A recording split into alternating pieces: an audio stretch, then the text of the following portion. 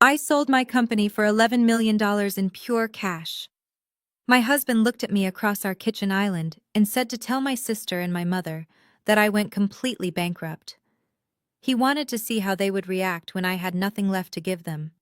I did exactly what he asked. 1 week later, the very people who mocked my downfall walked blindly into the most devastating financial trap he had ever designed. My name is Maddie. I am 33 years old and I used to believe that blood meant loyalty. Last Friday night at an upscale Austin steakhouse shattered that illusion forever. The chandeliers cast a golden glow over our private booth as the waiter cleared our Wagyu ribeyes. I took a deep breath, forced tears into my eyes, and delivered the lie we had carefully rehearsed. I told my family that my software startup had collapsed. I told them my investors pulled out, the servers were shut down, and I was drowning in insurmountable debt. Before I continue this story, let me know where you are watching from in the comments below. Hit like and subscribe if you have ever realized that your family only loved you for what you could provide. The reaction around the table was instantaneous and chilling. My mother Brenda did not reach out to comfort me. She did not offer a shoulder to cry on. Instead, she visibly stiffened, reached for her expensive designer bag, resting on the seat between us, and physically pulled it closer to her own body, as if my sudden poverty was a contagious disease. She let out a long, disappointed sigh and adjusted her diamond earrings. She said that she always knew my little computer project was a massive mistake and that I should have just listened to her from the very beginning. She reminded everyone at the table that she had always warned me about playing businesswoman in a world I did not understand. Sitting across from me, my younger sister Vanessa simply swirled her martini. The corners of her mouth twitched upward in a poorly hidden smirk. She has never worked a real job in her entire life, fully funded by my parents and now by her husband. She leaned forward and said it was a shame, but maybe now I would finally have time to help her run errands for her upcoming luxury vacation to the Bahamas. She completely ignored the fact that I had supposedly just lost my entire livelihood. But the loudest and most aggressive reaction came from Vanessa's husband, Donovan. Donovan is 34 years old, a highly ambitious African-American real estate developer who wears custom suits and never misses a single opportunity to remind everyone how much money he manages. He laughed. It was a deep, booming laugh that caused heads to turn at the tables near us.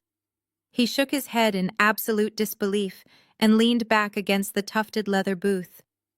Donovan looked at me with pure, unadulterated disgust. He announced to the table that he was closing a massive funding round for his new commercial development next week. He bragged that he was dealing with Vanguard Horizon, the biggest private equity fund in Texas, and that he simply could not afford to have broke energy anywhere near his orbit right now. He claimed that wealth is an aura, and my aura had just flatlined. I kept my head bowed, letting a single tear fall perfectly onto my lap. I played the broken, defeated woman they all so desperately wanted me to be. I apologized quietly for ruining the dinner mood. Donovan scoffed again. He snapped his fingers loudly to get the waiter's attention. When the waiter hurried over with the leather checkbook, Donovan pulled out his heavy metal platinum card and tossed it onto the table with a loud clatter. He told the waiter to put the entire meal on his tab. He looked directly into my eyes and said that he would cover my dinner this one time, but I needed to understand that charity does not build character. He told me I was going to have to figure out my own financial mess quickly, because he was not running a homeless shelter for failed entrepreneurs. My mother nodded in eager agreement.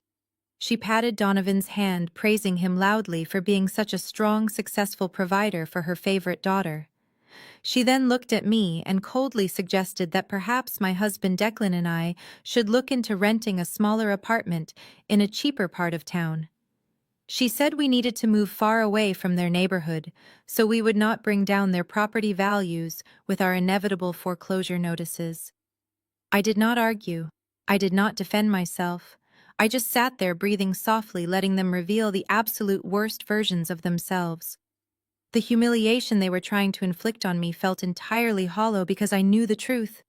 They thought they were burying me under their wealth and social status.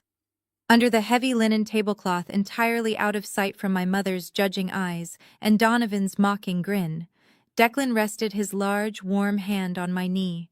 He did not say a single word to defend me exactly as we had meticulously planned. Instead, his fingers tightened slightly around my leg. He tapped my knee 3 distinct times. It was our pre-arranged signal. The bait was perfectly set, and they had swallowed it whole. The very next morning, the brass knocker on my door echoed through the hallway. I looked out and saw Vanessa's spotless white Range Rover, parked diagonally across my driveway. I opened the door to find my younger sister standing on the porch, holding an iced matcha latte, wearing designer sunglasses that cost more than my first car. She pushed past me without waiting for an invitation. There was no hug. There was no concerned look asking how I was holding up after the devastating news I shared 12 hours earlier. Instead, she dropped her bag onto my kitchen counter and let out a dramatic sigh.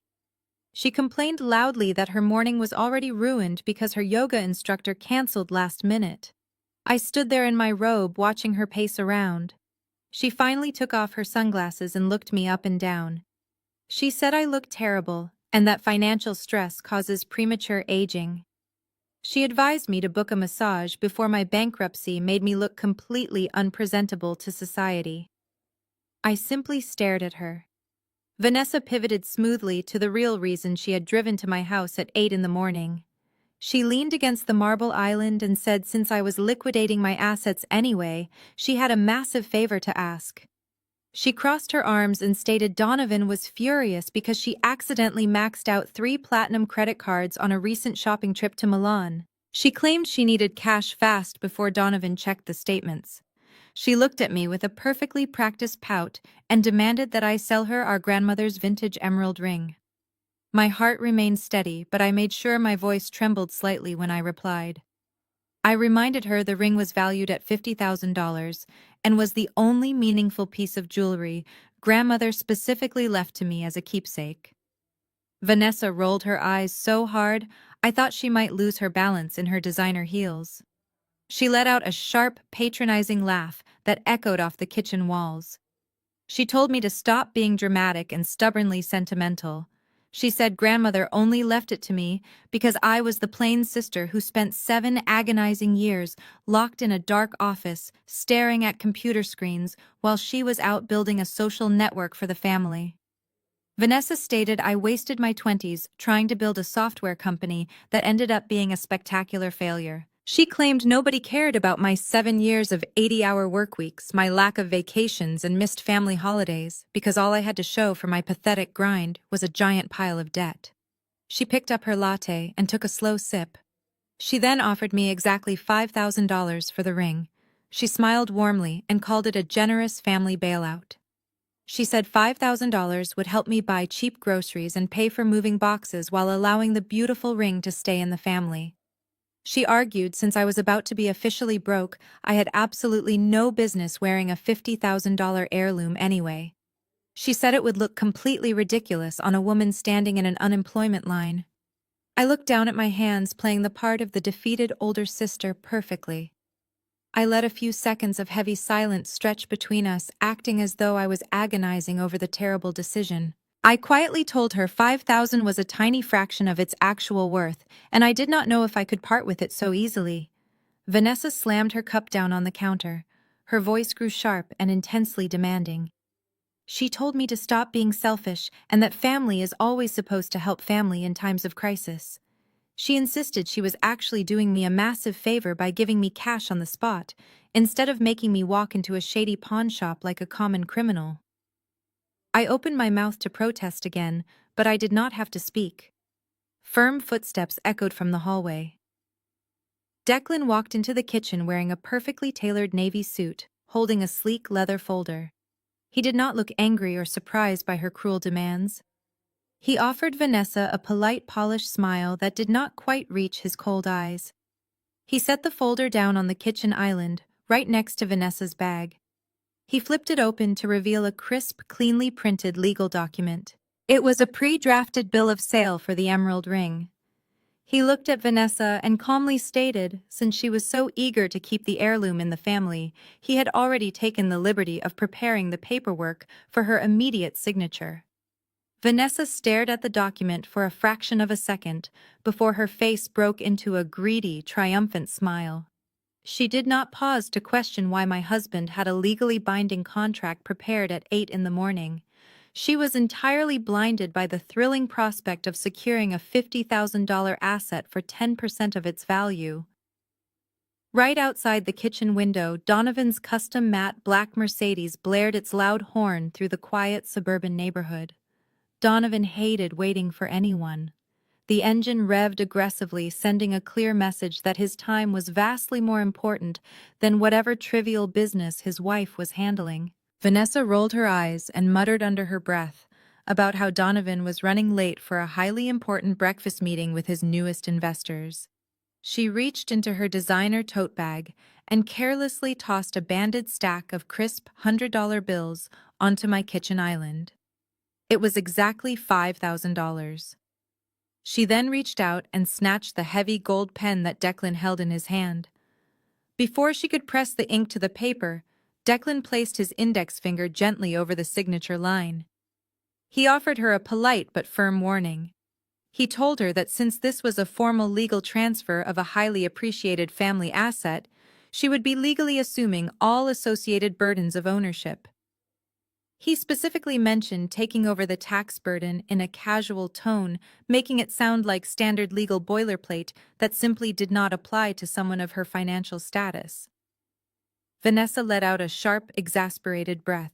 She told Declan to stop acting like a hotshot corporate lawyer and just let her sign the stupid paper so she could leave. She loudly claimed that she knew exactly how asset transfers worked because her husband managed millions of dollars in commercial real estate. She bragged that Donovan's elite team of accountants handled their taxes anyway, and a simple family jewelry sale was never going to trigger a complicated IRS investigation. She physically pushed Declan's hand out of the way. She leaned heavily over the marble counter and hastily scribbled her signature at the bottom of the page without bothering to read a single word of the fine print. I slowly slid the small velvet jewelry box across the smooth marble counter. Vanessa snatched it up instantly. She popped the lid open and her eyes gleamed brightly as the large emerald caught the morning sunlight.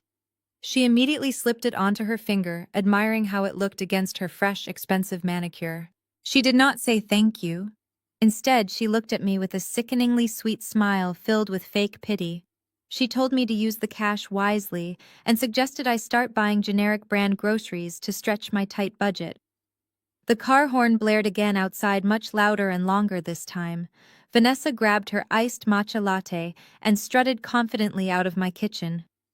She yelled over her shoulder that I should not expect an invitation to their upcoming summer yacht party because my depressing financial situation would simply bring the festive mood down. The front door clicked shut behind her.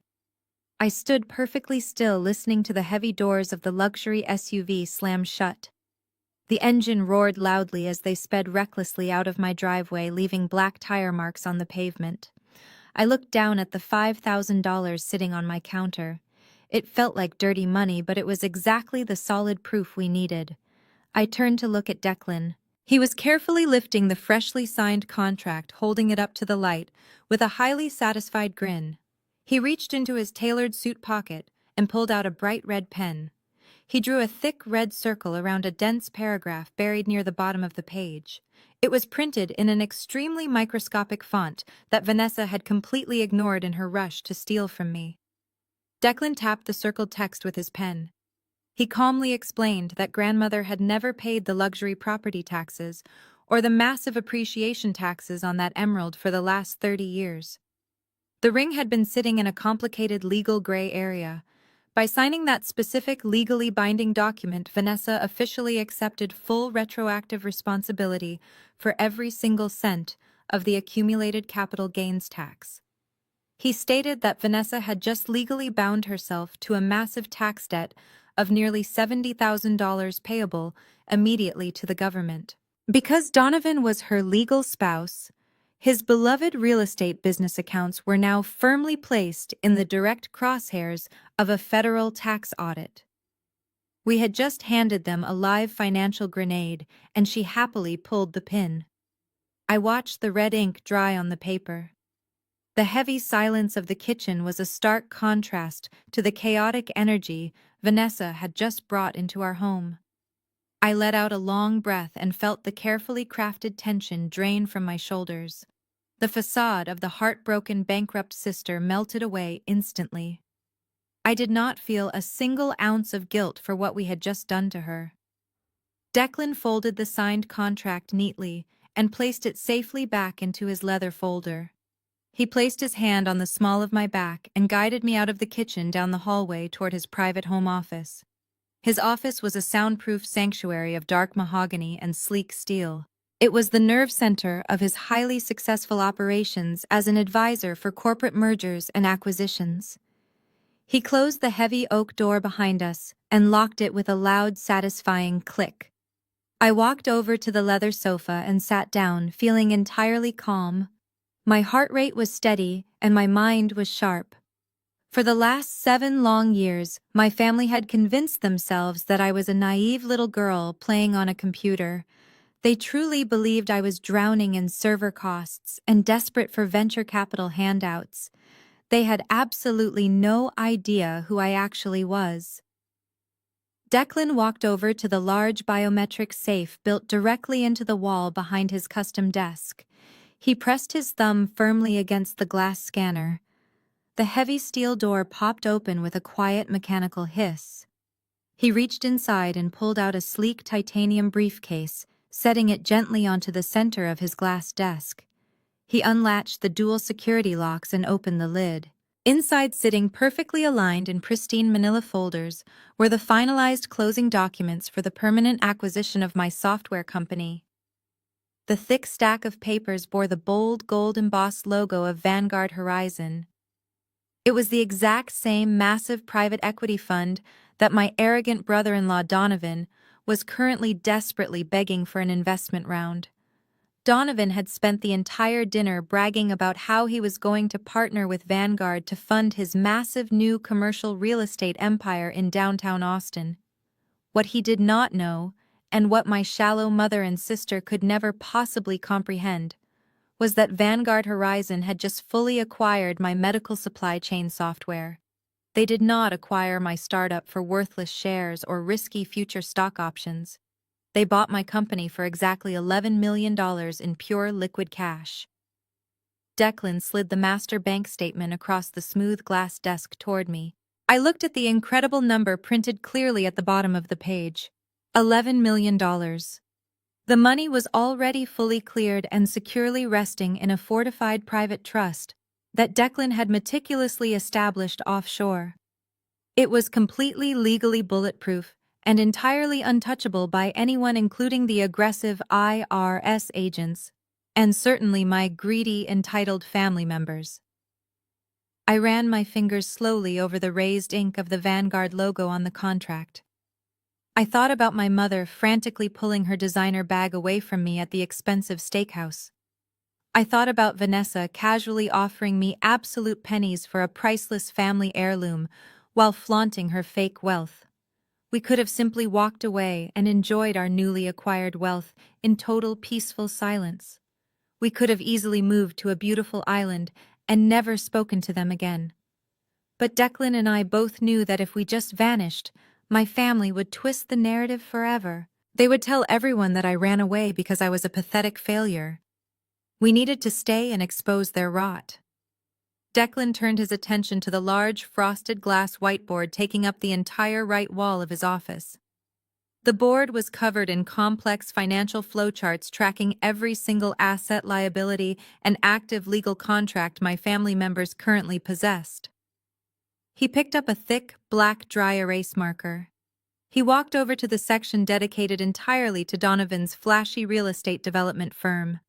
He drew a slow, deliberate circle around the name of Donovan's primary corporate entity. He tapped the center of the circle twice with the tip of his marker, leaving a dark black dot right in the middle. He turned back to look at me with a cold, calculating smile that sent a thrill straight down my spine. He said, "Let us see how deep he digs his own grave." It did not take long for my mother to make her next move. Just 3 days after Vanessa walked away with my grandmother's emerald ring, Brenda sent a cold, rigid group text. It was a demand for a mandatory family meeting at her house that evening. We arrived at her sprawling Mediterranean-style villa right as the sun was setting. The grand circular driveway was already packed with my parents' luxury sedans and Donovan's obnoxious matte black Mercedes. Declan and I walked through the heavy double doors and found them all waiting in the formal living room. My mother was seated rigidly in her high-backed armchair pouring a large glass of red wine. Vanessa was mindlessly scrolling through her phone on the velvet sofa, while Donovan stood confidently by the massive stone fireplace swirling imported scotch. Brenda did not bother offering us a drink or gesture for us to sit. She placed her wine glass on the coffee table and folded her hands tightly in her lap. She adopted a deeply condescending expression of manufactured sympathy that made my stomach turn. She sighed loudly, claiming that the nasty rumors of my complete bankruptcy were already spreading through her exclusive country club social circles. She stated with absolute authority that she simply could not bear the public embarrassment of watching her eldest daughter go through a messy foreclosure process. According to her highly twisted logic, my devastating financial ruin was not a personal tragedy, but a direct, unacceptable threat to the family's pristine social reputation. She declared that drastic measures needed to be taken immediately before the bank drove up, and hammered an ugly neon foreclosure sign into my front lawn for all the wealthy neighbors to gossip about. That was the exact moment Donovan stepped forward into the center of the room. He took a slow, deliberate sip of his scotch and smiled broadly like a shark smelling fresh blood in the water. He announced in his booming voice that because he was such a highly generous and deeply family-oriented man, he was willing to step in and save us from total humiliating ruin. He offered to buy our house entirely in cash, right then and there. I stared at him as he named a purchase price that was exactly 30% of what our beautiful home was actually worth. It was absolute pennies on the dollar. He arrogantly referred to his insulting offer as a fast cash bailout. He claimed our house desperately needed a massive structural renovation anyway, just to strip away the depressing broke energy of my spectacularly failed startup company. Brenda immediately chimed in, clapping her hands together. She praised Donovan loudly for his incredible selfless generosity and fiercely insisted that Declan and I should be dropping to our knees crying tears of absolute gratitude for his charity. I kept my expression blank. I looked directly at Donovan and asked him how exactly he planned to pay for an entire house in pure cash when he was currently aggressively soliciting venture capital investors just to keep his commercial projects afloat. Donovan laughed loudly, throwing his head back. He puffed out his broad chest and proudly declared that his massive new Series B funding round was completely and permanently locked in. He aggressively bragged that the massive private equity fund Vanguard Horizon was practically begging to throw millions of dollars at him because his architectural vision for downtown Austin was absolutely revolutionary. He arrogantly claimed his corporate business accounts were about to be flooded with so much liquid capital that buying my pathetic little suburban house was as cheap and meaningless to him as buying a morning cup of coffee. He paced back and forth in front of the roaring fireplace, boasting endlessly about his elite financial connections and how the brilliant minds at Vanguard personally recognized his unique entrepreneurial genius. Declan did not flinch. He let the heavy silence hang in the room for a long moment, allowing Donovan's arrogant laughter to bounce off the high ceilings. My mother and sister were practically glowing with twisted pride watching my husband get verbally humiliated. But Declan simply reached into the inner pocket of his tailored suit jacket and pulled out a sleek silver pen. He looked directly at Donovan with an expression of pure, calm professionalism that completely neutralized the aggressive energy in the room. He told Donovan that he was absolutely right. He admitted that my startup had indeed failed spectacularly and that we were drowning in debt. He said we had no other options left and that selling the house for cash tonight was the only way to avoid the public humiliation of a bank foreclosure. My mother let out a loud gasp of dramatic relief.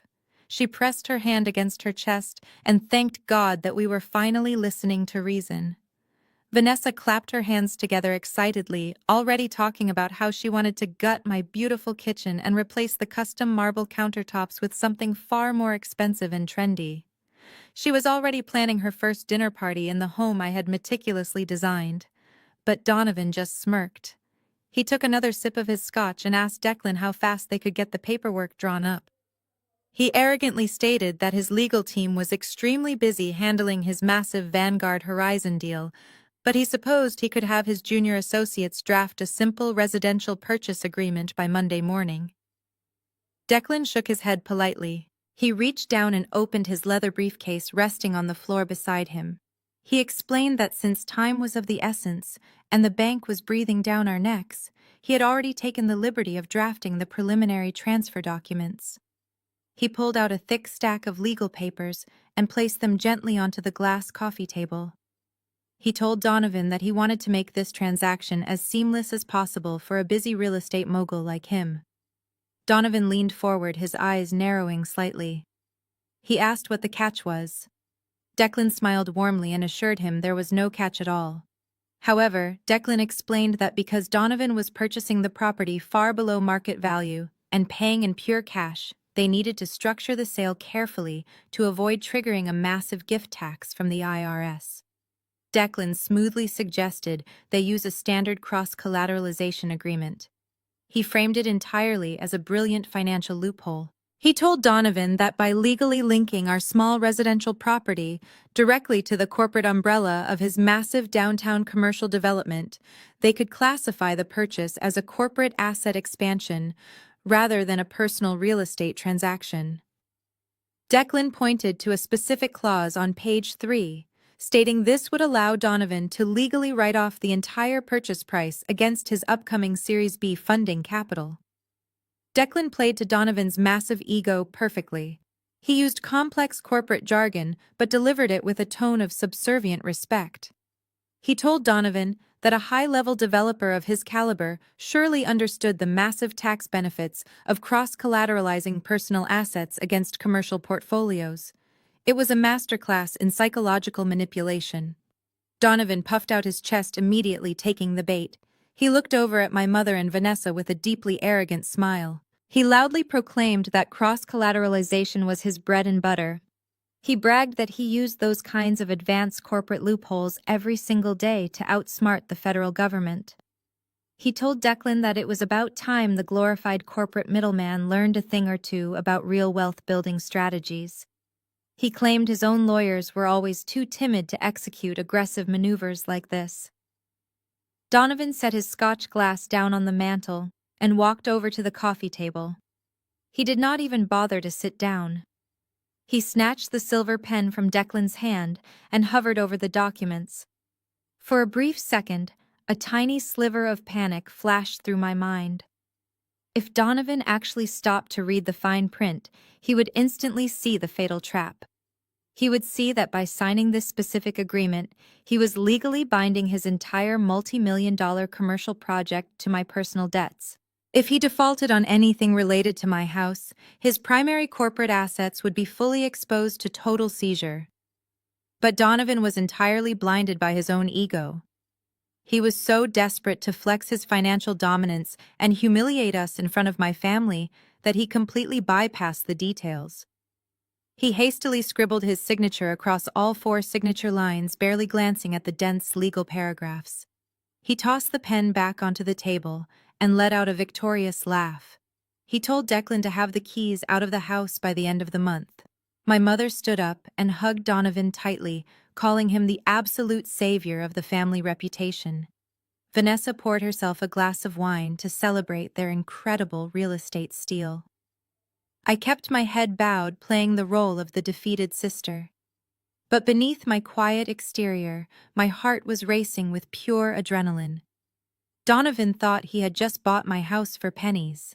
He did not realize he had just handed my husband the legal keys to his entire commercial empire. Thanksgiving arrived 2 weeks after Donovan signed the cross-collateralization agreement.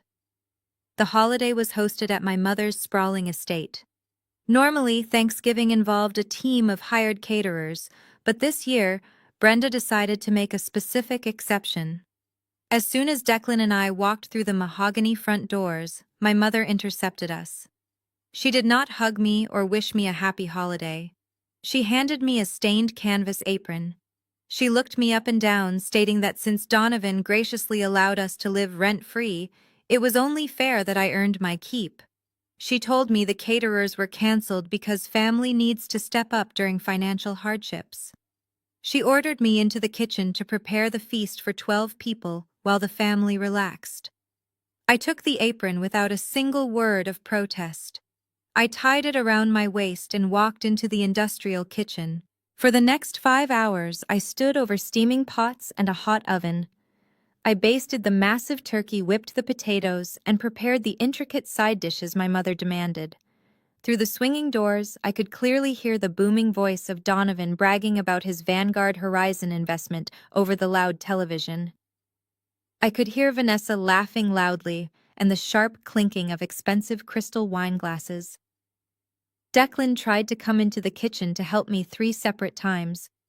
Each time I gave him a sharp look and quietly told him to go back to the living room.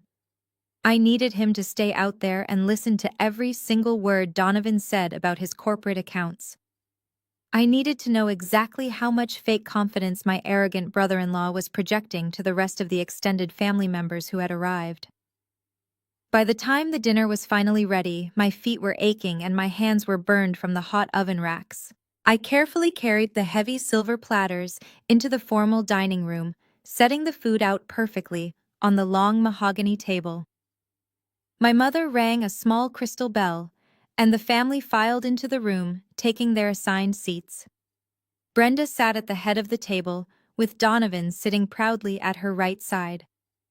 Vanessa sat next to him, wearing a new designer dress that she had likely purchased with the money she made from stealing my grandmother's emerald ring.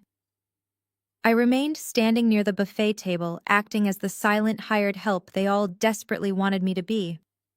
I quietly poured their wine and served their plates. Nobody thanked me. Instead, my mother complained that the gravy was slightly too cold, and Vanessa loudly mentioned that the stuffing lacked the rich flavor the professional caterers usually provided. I simply nodded and asked if anyone needed more water. The ultimate humiliation happened halfway through the main course. I was standing quietly in the corner of the dining room, waiting to clear their plates. Vanessa was talking animatedly about her upcoming luxury winter ski trip to Aspen.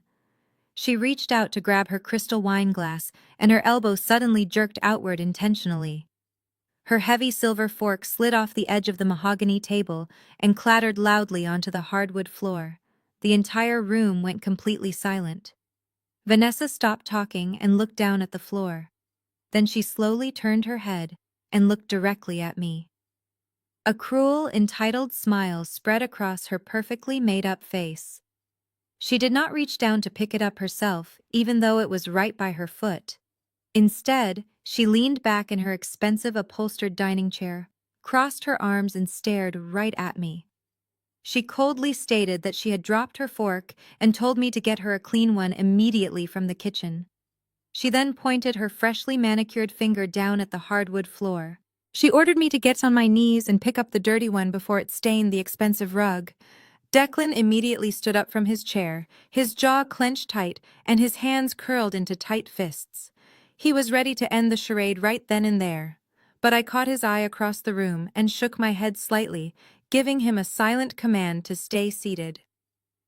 I walked slowly across the dining room, feeling the heavy mocking stares of my entire family burning into my back.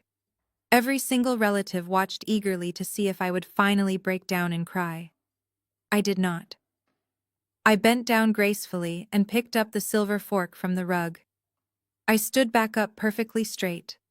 I looked Vanessa dead in the eye and calmly told her that her pathetic little mess was completely cleaned up.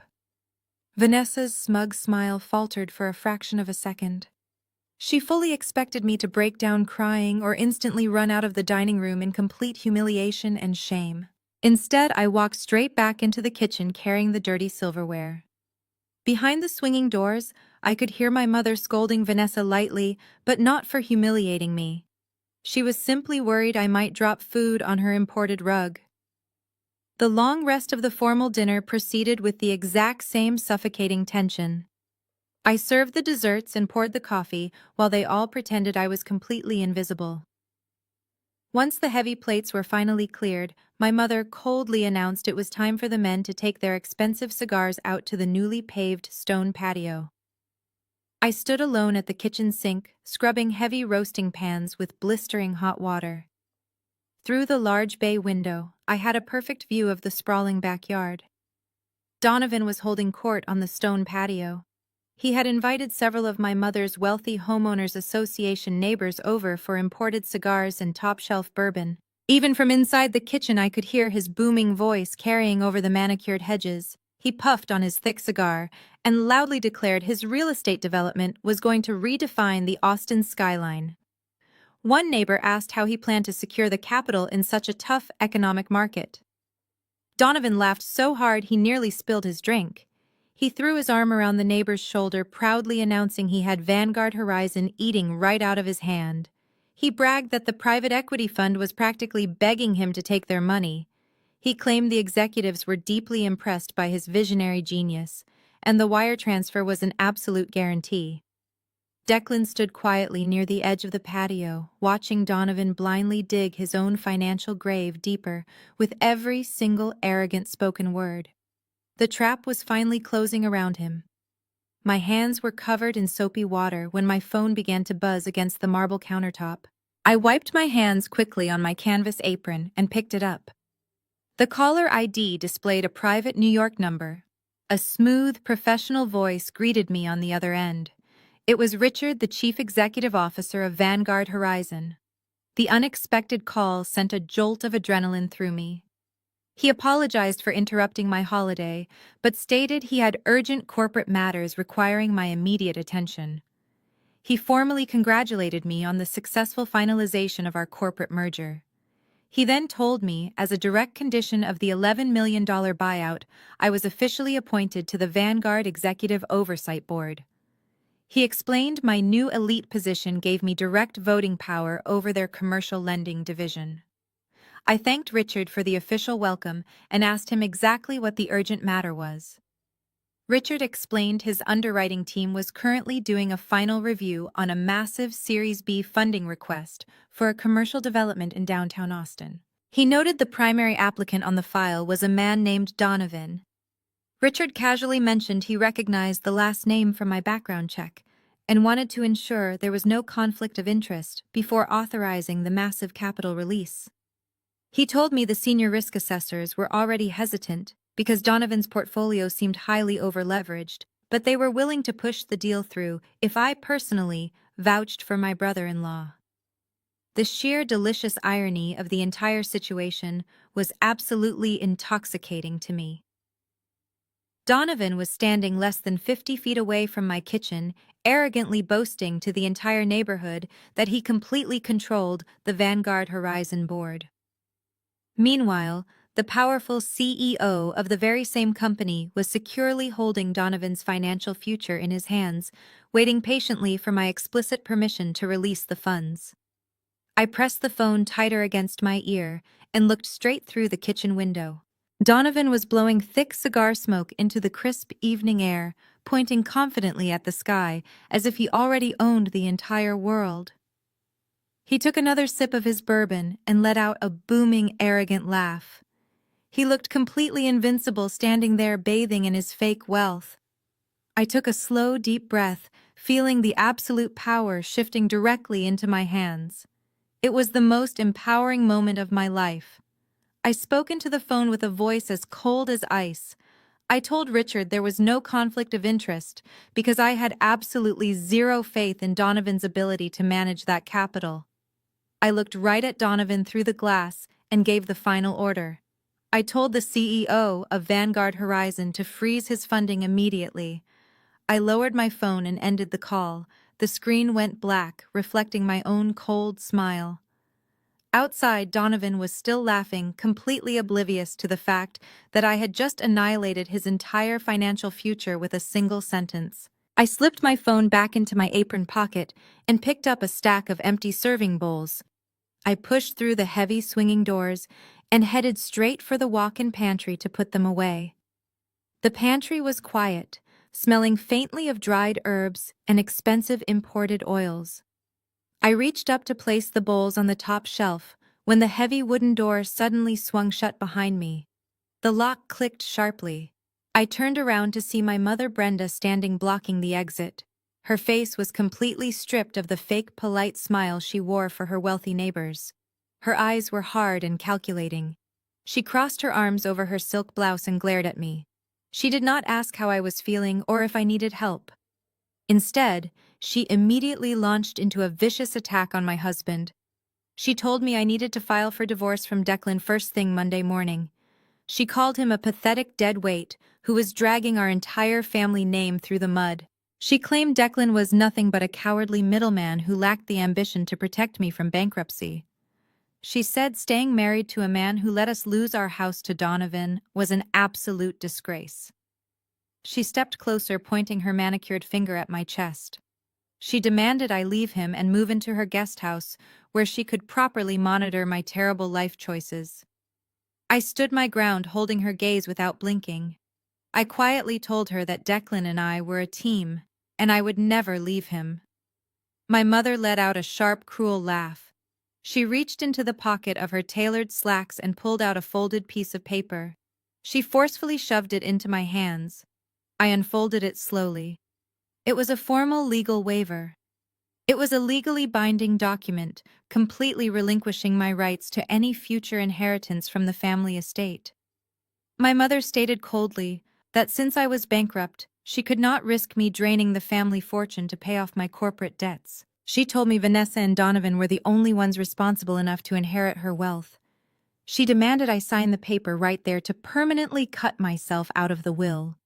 I looked down at the paper. It was completely absurd. I already had $11 million sitting safely in a private trust. Her inheritance was nothing to me but a tool for her to maintain control. I looked back up at her and flatly refused to sign it. I told her she could not force me to sign away my legal rights in a pantry. My mother's face twisted into an ugly mask of pure malice. She took another step forward, trapping me against the wooden shelves. She lowered her voice to a venomous whisper and told me I did not have a choice. She claimed that if I did not sign that paper tonight, she would personally ensure my financial reputation was permanently destroyed. She leaned in close and revealed her twisted backup plan. She reminded me of the student loans I took out over a decade ago for college tuition, the same loans she had heavily insisted on co-signing to maintain the illusion of being a supportive parent, even though I paid every cent back myself. She aggressively stated she still had all the original paperwork. She threatened to fabricate a detailed story, claiming I had committed financial fraud by forging her signature to secure those loans. She told me she had enough wealthy friends sitting on national bank boards to ensure the fabricated story became public record. She promised to trigger a massive federal credit investigation that would permanently blacklist me from securing a job or loan ever again. My own mother was standing in her luxury pantry, threatening to frame me for a federal crime simply to protect her social image. She smiled a terrible, triumphant smile, believing she had successfully backed me into an inescapable corner. She told me I was a failure who had absolutely no power left. She demanded I borrow a pen from the kitchen and sign the document immediately, or she would make the phone calls the very next morning. She stood there waiting for my tears. I looked at her, feeling nothing but cold detachment. I did not cry. I did not beg for mercy. I simply reached up with my right hand and casually adjusted the digital watch on my left wrist. My mother glared at me, waiting for a breakdown that was never going to come. I let my fingers rest on the sleek glass screen of my Apple Watch. With one small, deliberate tap, I stopped the hidden voice memo application running since the moment the pantry door clicked shut. I immediately saved the clear audio file directly to my secure offshore cloud server. Brenda noticed my prolonged silence and mistook it for total submission. She snatched the unsigned legal waiver out of my hand with an aggressive tug. She smoothed out the wrinkled paper against her silk blouse and shoved it back into her pocket. She told me I had exactly until Monday morning to rethink my stubbornness and sign the document. She warned me that if I did not comply, she would execute her fabricated student loan fraud story. She turned on her expensive heels and pushed the heavy wooden door open, marching back out into the dining room as if nothing had ever happened. I remained standing alone in the pantry for a few minutes. The scent of dried herbs was suddenly overpowered by the pure adrenaline rushing through my veins. My mother had explicitly threatened to ruin my life, using fabricated federal fraud charges. She had done it confidently and entirely on tape. In Texas, only one party needs to consent to a recording for it to be legally admissible. I was that consenting party. I pulled my phone out of my pocket and checked the secure cloud drive. The audio file was sitting there perfectly safe and untouchable. My mother genuinely thought she was holding a loaded gun to my head, but she had actually handed me the exact weapon I needed to destroy her social standing forever. I untied the stained canvas apron and tossed it onto a shelf. I pushed through the swinging doors and walked back out into the bustling party. The remainder of the Thanksgiving evening was a masterclass in psychological endurance.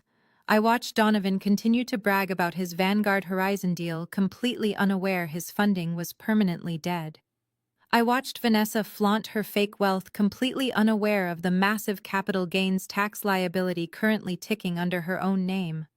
And I watched my mother sip her expensive red wine, completely unaware she had just confessed to felony extortion on a digital audio recording. When it was finally time to leave the estate, Brenda stood by the mahogany front doors offering fake smiles to departing neighbors. When Declan and I walked past her, she did not look in our direction. She simply whispered quietly that I had better remember her strict Monday deadline. The crisp November air felt incredibly refreshing as we walked down the driveway toward our vehicle. Declan unlocked the doors, and we climbed into the quiet sanctuary of the leather seats. He started the engine and began driving away from the sprawling estate, leaving the toxicity behind us. The streetlights illuminated the dark suburban roads. Declan kept his eyes focused on the road and quietly asked me what happened in the kitchen pantry. He said he noticed my mother cornering me earlier, but trusted my silent signal to stay seated. I leaned back against the headrest and pulled my smartphone out of my pocket. I seamlessly synced my Bluetooth to the premium car audio system. I turned to Declan and told him my mother had just given us the greatest Thanksgiving gift I could have possibly asked for. I pressed play on the saved audio file. The heavy silence of the car interior was instantly broken by the sharp, venomous voice of my mother echoing loudly through the surround sound speakers. Declan listened intently as the digital recording played. He heard her aggressively demand that I file for divorce. He heard her try to ruthlessly force me to sign away my inheritance. He heard the vicious threat to fabricate a federal student loan fraud story to permanently destroy my financial reputation. The recording perfectly captured every cruel word and every detail of her extortion plan. When the audio file ended, the car was perfectly quiet again. Declan gripped the steering wheel tightly. A slow, calculating smile spread across his handsome face.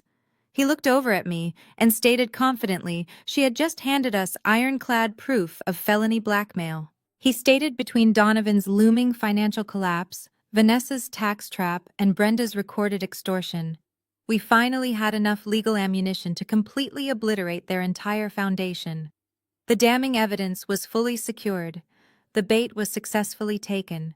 Now it was finally time to let them commit their last fatal mistake. The morning after Thanksgiving felt entirely different than any holiday morning before. While the rest of the country was fighting over discounted electronics at crowded shopping malls, Declan and I sat peacefully on our balcony drinking French press coffee. We watched the sunrise over the Austin skyline, knowing perfectly well that a financial hurricane was about to make landfall right on top of my sister's house. Across town, the illusion of Donovan's untouchable wealth was violently shattering into pieces.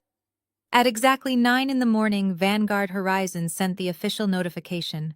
I knew the timeline because Richard had kindly CC'd my private Vanguard executive email on the corporate rejection letter. The email was cold, sterile, and completely uncompromising. It stated that upon final review of his heavily leveraged portfolio, Vanguard Horizon was officially permanently withdrawing their Series B funding offer. All negotiations were terminated effectively, immediately. There was no room for appeal. I could only imagine the pure, visceral panic that must have gripped Donovan's chest when he read those words on his phone screen. He had spent months aggressively bragging to every single person in his social circle that this massive capital injection was a guaranteed lock. He had already signed binding preliminary contracts with top-tier construction crews and architects, relying entirely on Vanguard's money to cover the initial massive deposits. Without those millions of dollars pouring in by Monday morning, his entire commercial real estate project was thrust into immediate catastrophic default. The domino effect would be brutal. His existing investors would panic and pull out. The banks would instantly call in his previous loans. His custom suits and matte black Mercedes would be repossessed before Christmas. According to the frantic voicemail Vanessa left on my phone later that afternoon, Donovan completely lost his mind. He locked himself inside his expensive home office and began tearing the room apart. He was sweating profusely, pulling out drawers, and frantically flipping through thick leather binders trying to find a magical financial loophole. He needed collateral immediately. He desperately needed to secure a massive high-interest bridge loan from a shadow lender just to keep the lights on until he could somehow secure another legitimate investor. But he had absolutely nothing left to leverage. His personal accounts were heavily drained to maintain his luxurious lifestyle, and his commercial assets were already leveraged to the absolute maximum limit. He paced back and forth across his expensive Persian rug, breathing heavily. His hands were shaking as he dialed his accountants and lawyers, but nobody answered their phones on a holiday weekend. He was completely isolated. He stared wildly at the financial charts on his computer monitor, watching his net worth plummet toward zero in real time. He needed a high-value asset that was flying completely under the radar, something he could quickly pledge as collateral without triggering a massive federal background check. That was the exact moment his desperate mind landed on me. He remembered my tears at the steakhouse. He remembered the story of my failed software company. But Donovan was a man who always looked for scraps he could steal from the weak. He suddenly remembered that 3 years ago, during a drunken family dinner, I had proudly announced securing an incredibly complex and highly valuable utility patent for my software's core algorithm. At the time, Donovan mocked me, calling it a worthless piece of digital paper. But now that digital paper was the only lifeboat in his sinking ocean. In his twisted, arrogant mind, my company was completely dead and liquidated. He assumed that because I was currently facing a fake bankruptcy, I had entirely abandoned my intellectual property rights. He figured I was far too broken and legally incompetent to ever track what happened to a dormant patent. He did not view it as stealing from his wife's sister. He viewed it as claiming an abandoned asset that I was simply too stupid to monetize. He rushed over to his mahogany filing cabinet and pulled out a stack of blank corporate asset transfer documents. His breathing slowed as a malicious plan formed in his mind. He knew exactly how much shadow lenders valued tech patents in the Austin market. If he could simply transfer the legal ownership of my software patent into his own corporate holding company, he could immediately pledge it as hard collateral for a $2 million emergency bridge loan. It would be enough cash to cover his immediate construction deposits and buy him 30 days of survival. He sat down at his desk and smoothed out the blank transfer forms. He grabbed his heavy gold pen. He was no longer an arrogant bully. He was a desperate drowning man willing to commit a massive federal crime just to keep his head above water. Donovan did not want to carry the weight of this massive risk entirely alone. He walked over to the heavy oak door of his home office and locked it firmly from the inside. He pulled his smartphone from his pocket and texted his wife demanding she come downstairs immediately. Vanessa knocked lightly a few moments later, carrying a fresh mimosa, completely unaware that her luxurious life was currently hanging by a fragile thread. Donovan quickly unlocked the door, pulled her inside and locked it again. He did not tell her the complete truth about Vanguard Horizon. His ego was far too fragile to admit total defeat. Instead, he paced the floor and explained that the private equity firm was simply delaying the massive transfer due to some annoying bureaucratic red tape. He told Vanessa that he desperately needed a temporary bridge loan from a private lender to cover his immediate construction deposits and prevent a public relations disaster. Vanessa looked bored, taking a sip of her drink. She asked him why he was acting so paranoid if it was just a simple cash flow delay. Donovan stopped pacing and looked her directly in the eye. He explained that the private lenders required immediate high-value collateral to wire the funds today, and all of his current corporate assets were temporarily tied up in the Vanguard negotiations. He then walked over to his desk and pointed to the blank corporate asset transfer document sitting next to his heavy gold pen. Donovan explained his twisted plan. He told Vanessa about the highly complex utility patent I had secured for my software company years ago. He claimed that since my startup was bankrupt and liquidated, the patent was essentially an abandoned asset floating uselessly in the system. He aggressively justified his plan by stating that since they were generously letting me live in my house for a few extra weeks, it was only fair that they extracted some value from my past failures. He looked at Vanessa and told her that if they simply transferred the legal ownership of the patent to his holding company, he could immediately secure a $2 million loan and keep their luxurious lifestyle completely intact. Vanessa did not express a single ounce of moral hesitation. She did not express concern for her sister or worry about the legal ramifications of stealing intellectual property. Instead, her eyes lit up with greedy excitement. She set her mimosa down on the desk and laughed. She said it was absolutely brilliant and that I was far too financially incompetent to ever realize the patent was gone. She complained that I never deserved to hold such a valuable asset anyway, since I clearly lacked the ruthless business instincts required to succeed. Vanessa fully embraced the delusion that they were entirely entitled to take whatever they wanted from me. Donovan placed the transfer documents directly in front of her. He tapped the blank signature line at the bottom of the final page. He told her there was only one minor obstacle left. The private lender required a digital scan of the signed transfer agreement before they would authorize the immediate wire transfer. Donovan explained that because he was the recipient of the asset, it would look highly suspicious if his handwriting was on my signature line. He needed someone else to forge it to create a plausible layer of separation, just in case the private lender ever decided to verify the specific details of the transaction. Vanessa smiled a cruel, calculating smile. She proudly reminded Donovan that she used to forge my signature on her terrible report cards all throughout high school. She reached into her designer purse and pulled out a canceled check I had written to her years ago. She placed the old check right next to the blank legal document. She picked up Donovan's heavy gold pen and practiced my signature 2 times on a scrap piece of paper. Her movements were smooth and completely unbothered.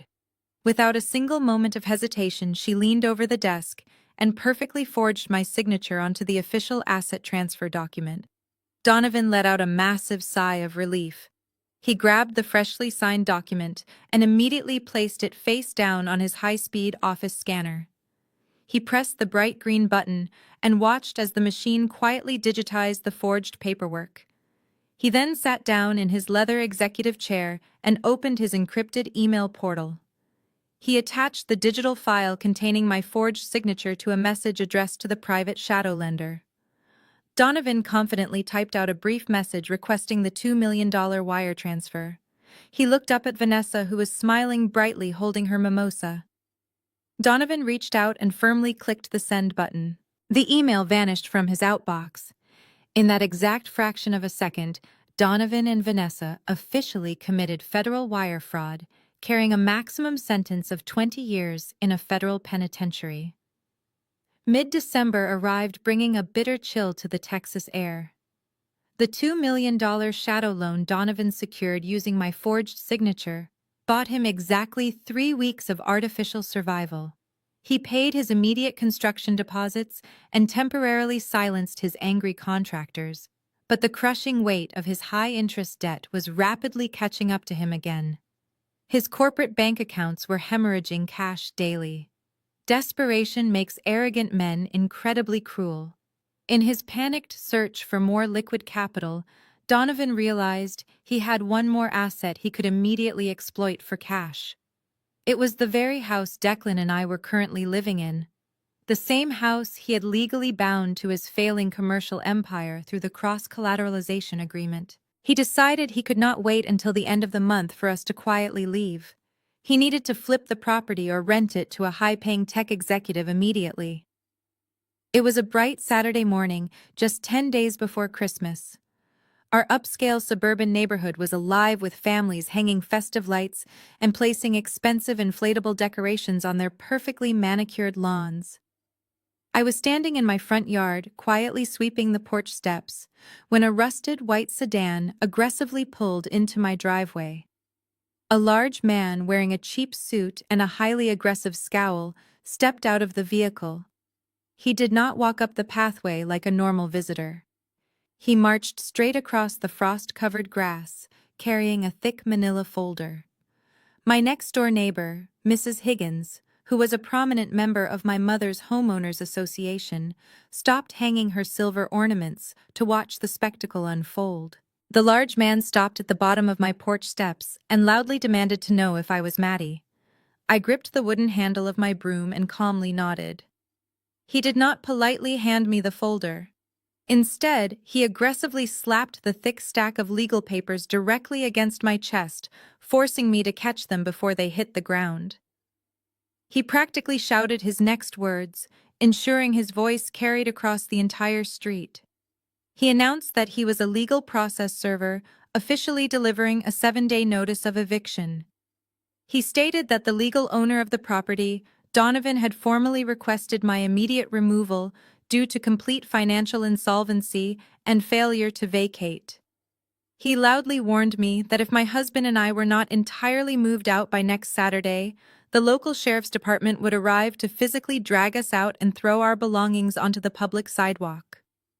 The silence that followed his loud declaration was deafening.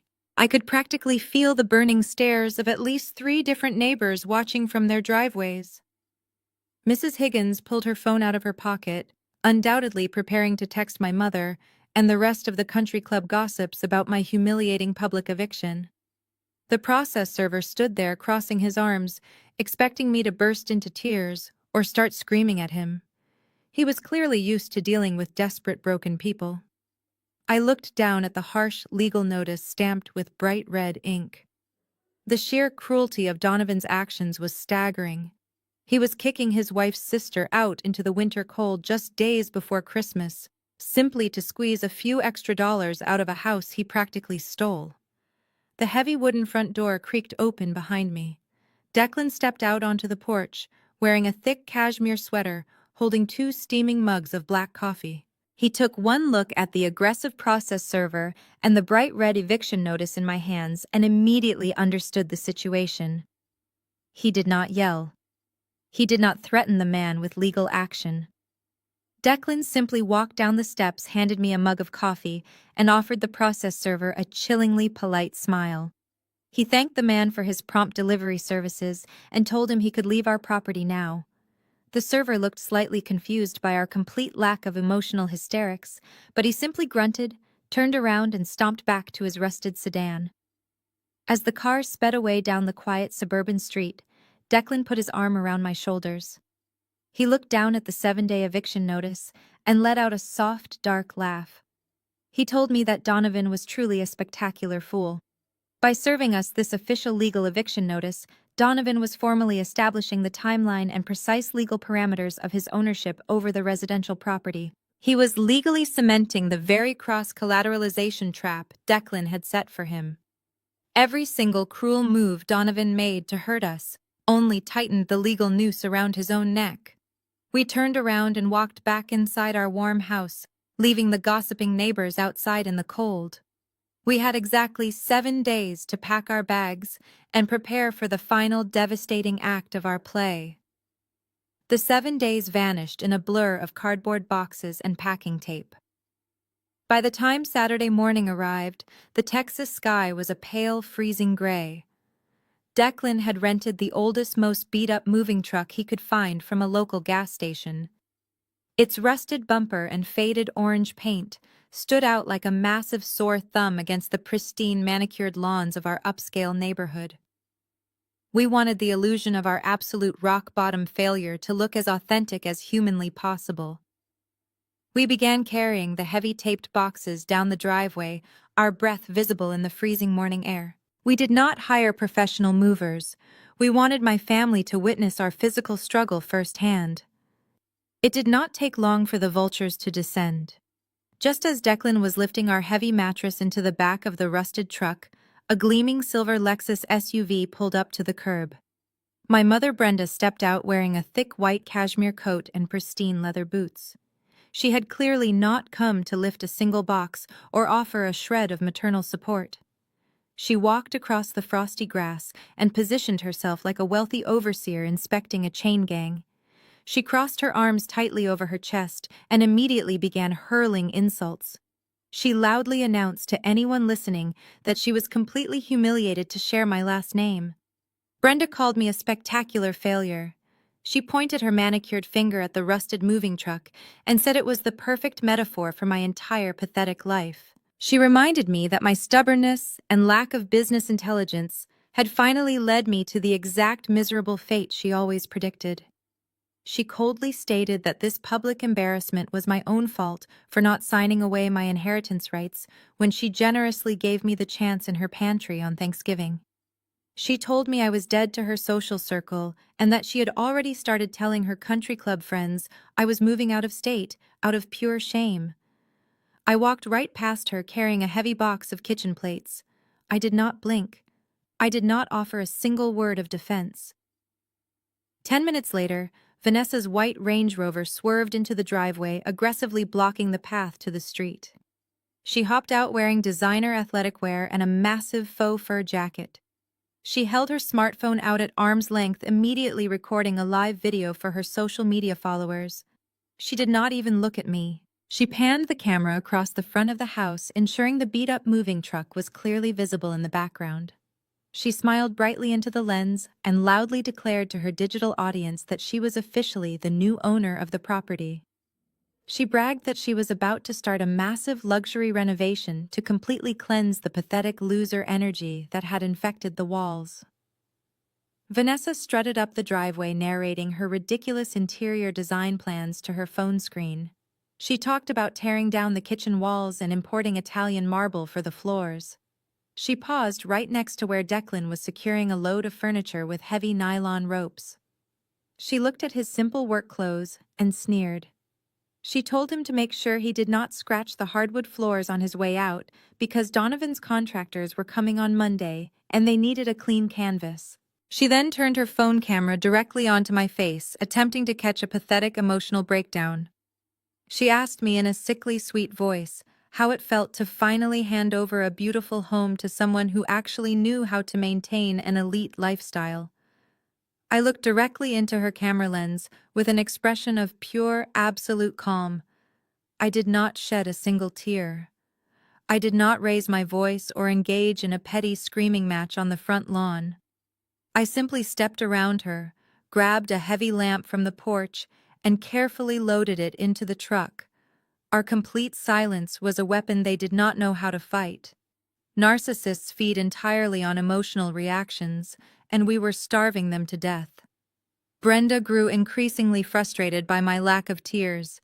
She raised her voice louder, calling me a cold, ungrateful daughter who deserved every single bit of this terrible misery.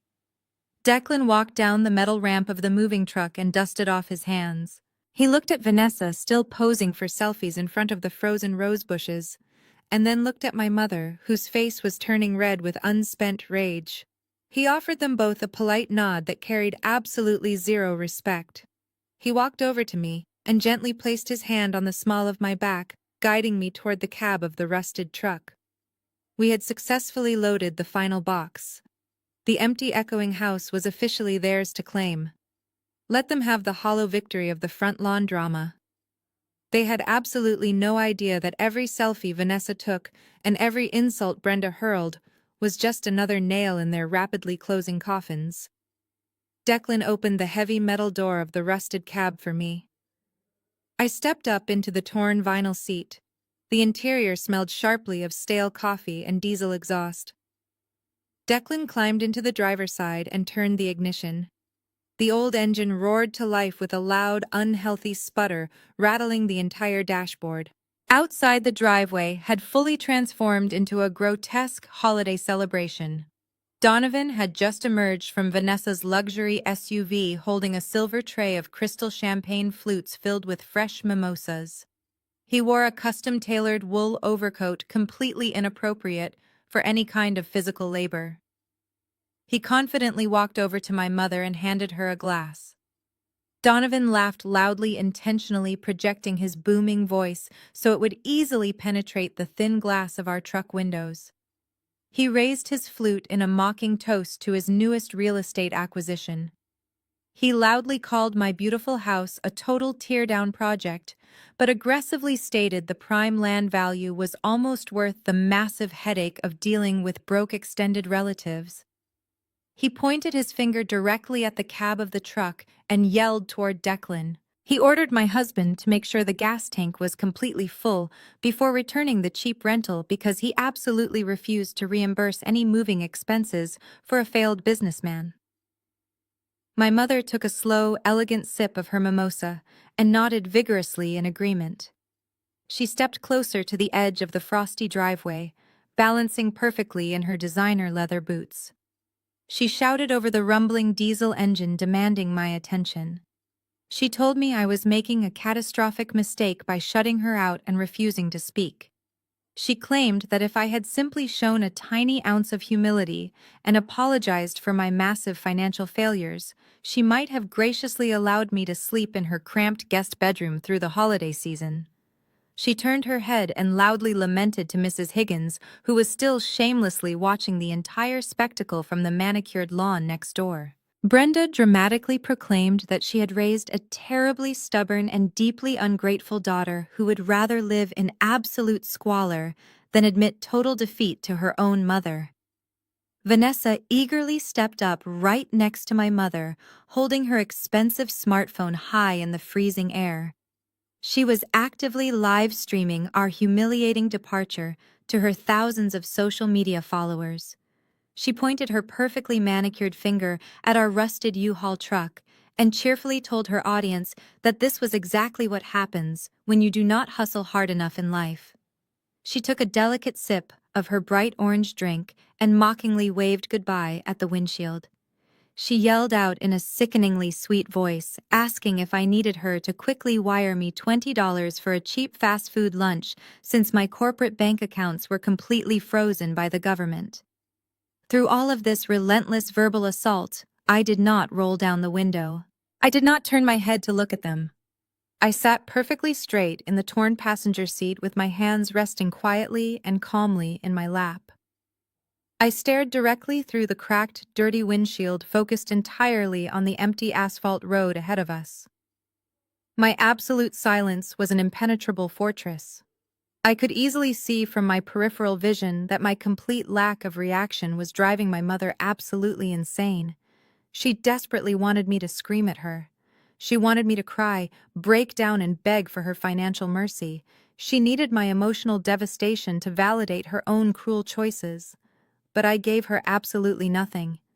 My silence aggressively starved her of the toxic, dramatic fuel she constantly craved. Donovan stepped forward, clearly agitated that his grand display of immense wealth and masculine dominance was not yielding the desired emotional breakdown. He slapped the hood of our rented truck with his bare hand, leaving a large smudge on the rusted orange metal. He aggressively told Declan to get his garbage truck off the property immediately before he called the local police for illegal trespassing. He bragged one final time that his elite construction crews were arriving bright and early Monday morning to completely rip out the pathetic loser energy we had left behind in the walls. Declan shifted the heavy metal gear stick into drive. He did not aggressively rev the engine or peel out to make a dramatic exit. He simply took his foot off the heavy brake pedal.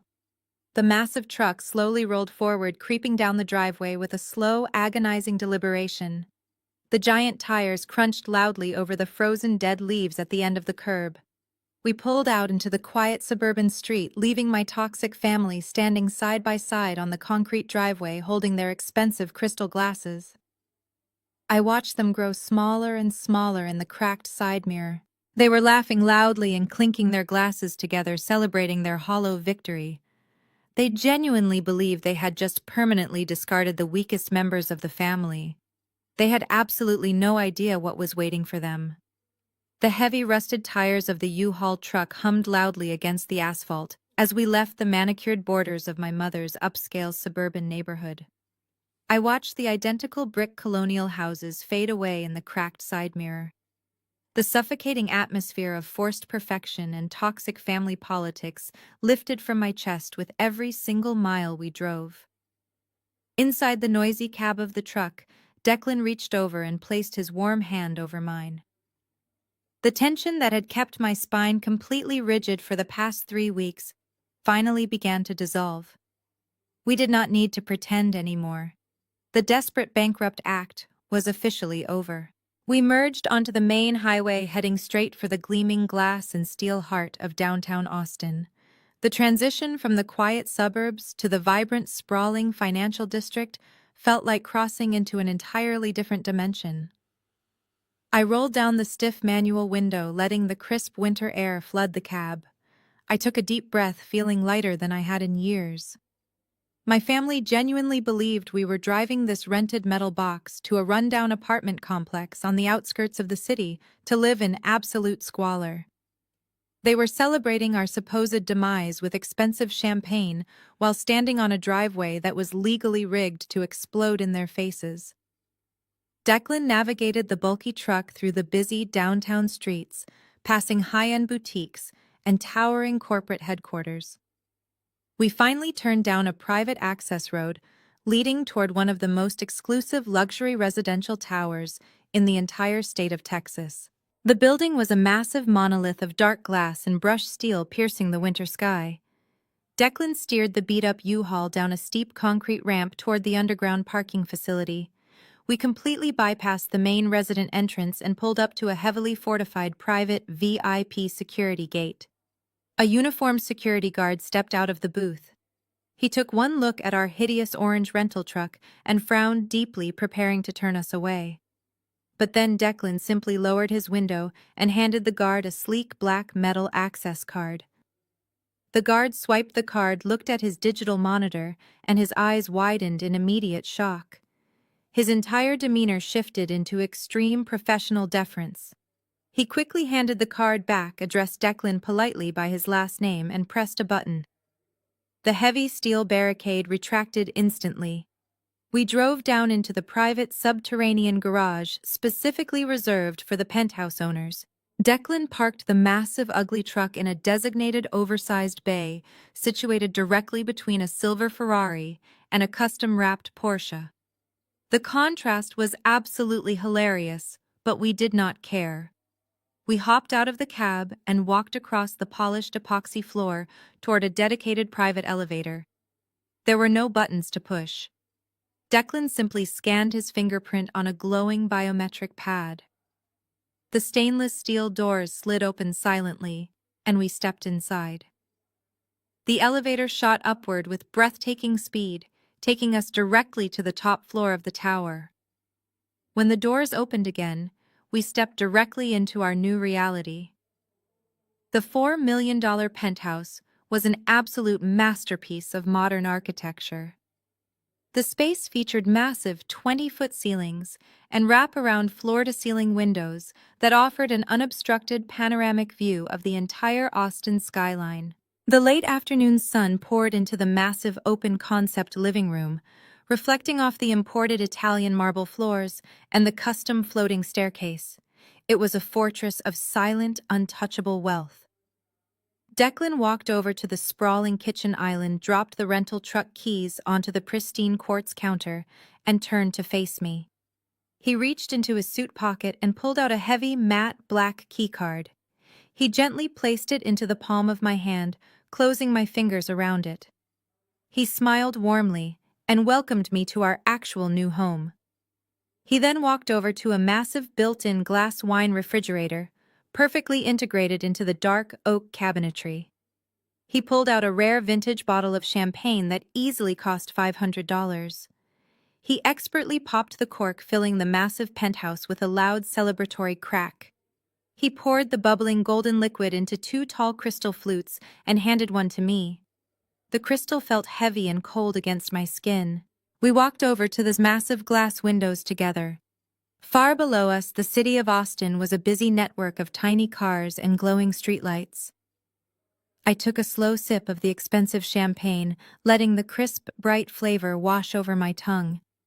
I thought about Donovan desperately holding on to his forged patent documents, thinking he had outsmarted a multi-billion-dollar private equity firm.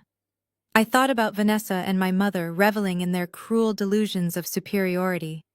I turned to Declan, my heart completely steady, and my mind sharper than a razor blade. I looked out over the sprawling financial district where Vanguard Horizon controlled the corporate world. I took another sip of my champagne, smiled, and told my husband it is time to drop the guillotine. Exactly 1 week later, the heavy velvet curtains of the Austin social season finally opened for the most anticipated event of the year. The annual Winter Solstice Charity Gala was held in the massive grand ballroom of the city's most exclusive luxury hotel. It was a dazzling spectacle of extreme wealth, where the elite venture capitalists, real estate tycoons, and powerful politicians gathered to drink premium champagne and write massive tax-deductible checks. It was the exact room where reputations were permanently cemented or quietly destroyed. Donovan and Vanessa strutted past the velvet ropes looking like absolute royalty. However, their shimmering exterior hid a terrifying reality. They were currently standing on a crumbling foundation of massive fraud and crippling debt. Donovan had secretly maxed out his very last functioning platinum credit card just to purchase the $20,000 VIP access tickets. It was an incredibly reckless financial gamble, but it was his only remaining move. The high-interest shadow loan he secured using my forged patent was rapidly evaporating, and his contractors were threatening to walk off the job site. Donovan viewed this gala as his final desperate hunting ground. He needed to corner a wealthy angel investor tonight, or his entire commercial empire would collapse by Monday morning. Vanessa remained entirely oblivious to the catastrophic financial cliff they were currently hanging over. She glided across the ballroom floor wearing a stunning crimson silk gown that plunged down her back. She proudly displayed my grandmother's emerald ring on her finger, ensuring it caught the light of the massive crystal chandeliers. She paused at the entrance to pose for the eager press photographers, acting as if she personally owned the entire hotel. She grabbed a flute of imported champagne from a passing waiter and immediately began complaining to anyone who would listen about the exhausting process of renovating the house she had just forcefully evicted me from. She spun a pathetic story about having to personally scrub my miserable loser energy out of the hardwood floors. On the other side of the grand ballroom, my mother Brenda was aggressively working the crowd like a seasoned politician. She wore a heavy diamond necklace and held court near the lavish caviar station. She was eagerly networking with the powerful Homeowners Association board members and the wives of local bank presidents. I knew exactly what she was saying, because her predictable cruelty never changed. Brenda laughed loudly, throwing her head back as she told a group of wealthy socialites that her brilliant son-in-law Donovan was a true real estate visionary. She boldly bragged that he was currently finalizing a massive corporate partnership with Vanguard Horizon. When a polite neighbor asked about her other daughter, Brenda let out a highly dramatic sigh of fake pity. She placed her hand over her heart and shook her head sadly. She claimed that I had completely failed in business due to my own arrogant stubbornness. She told the group of influential women that I was currently living in a rented trailer on the dangerous outskirts of town because I refused to accept her generous charity. She used my fabricated misery as a dark backdrop to highlight Vanessa's supposed extraordinary success. Brenda was actively cementing her own social exile with every single lie she eagerly told. While Brenda happily spun her web of toxic lies, Donovan was slowly unraveling near the private VIP bar. He tugged nervously at the tight collar of his custom tuxedo. His forehead was slick with cold sweat despite the heavy air conditioning in the room. He repeatedly tried to confidently insert himself into private conversations with elite venture capitalists, but they smoothly brushed him aside. The Austin financial world is surprisingly small and highly interconnected. Whispers of his severe cash flow problems and unpaid contractors were already beginning to quietly circulate among the serious institutional investors. Donovan furiously checked his smartphone every 5 minutes. The shadow lender was already sending highly aggressive text messages demanding the first massive interest payment. He glared across the room at his wife, who was blindly laughing with her shallow friends, and then looked at his mother-in-law, who was proudly selling his fake billionaire image to the entire room. They were a pathetic trio entirely consumed by their own reflections. They had built an elaborate, fragile stage of lies and gathered all the most important people in the city to watch them perform. They had set the scene perfectly for their own public destruction. The ballroom was packed, the champagne was flowing, and the press cameras were flashing. Everything was exactly in place for the main event. The soft hum of the string quartet faded into silence as the heavy crystal chandeliers dimmed to a warm amber glow.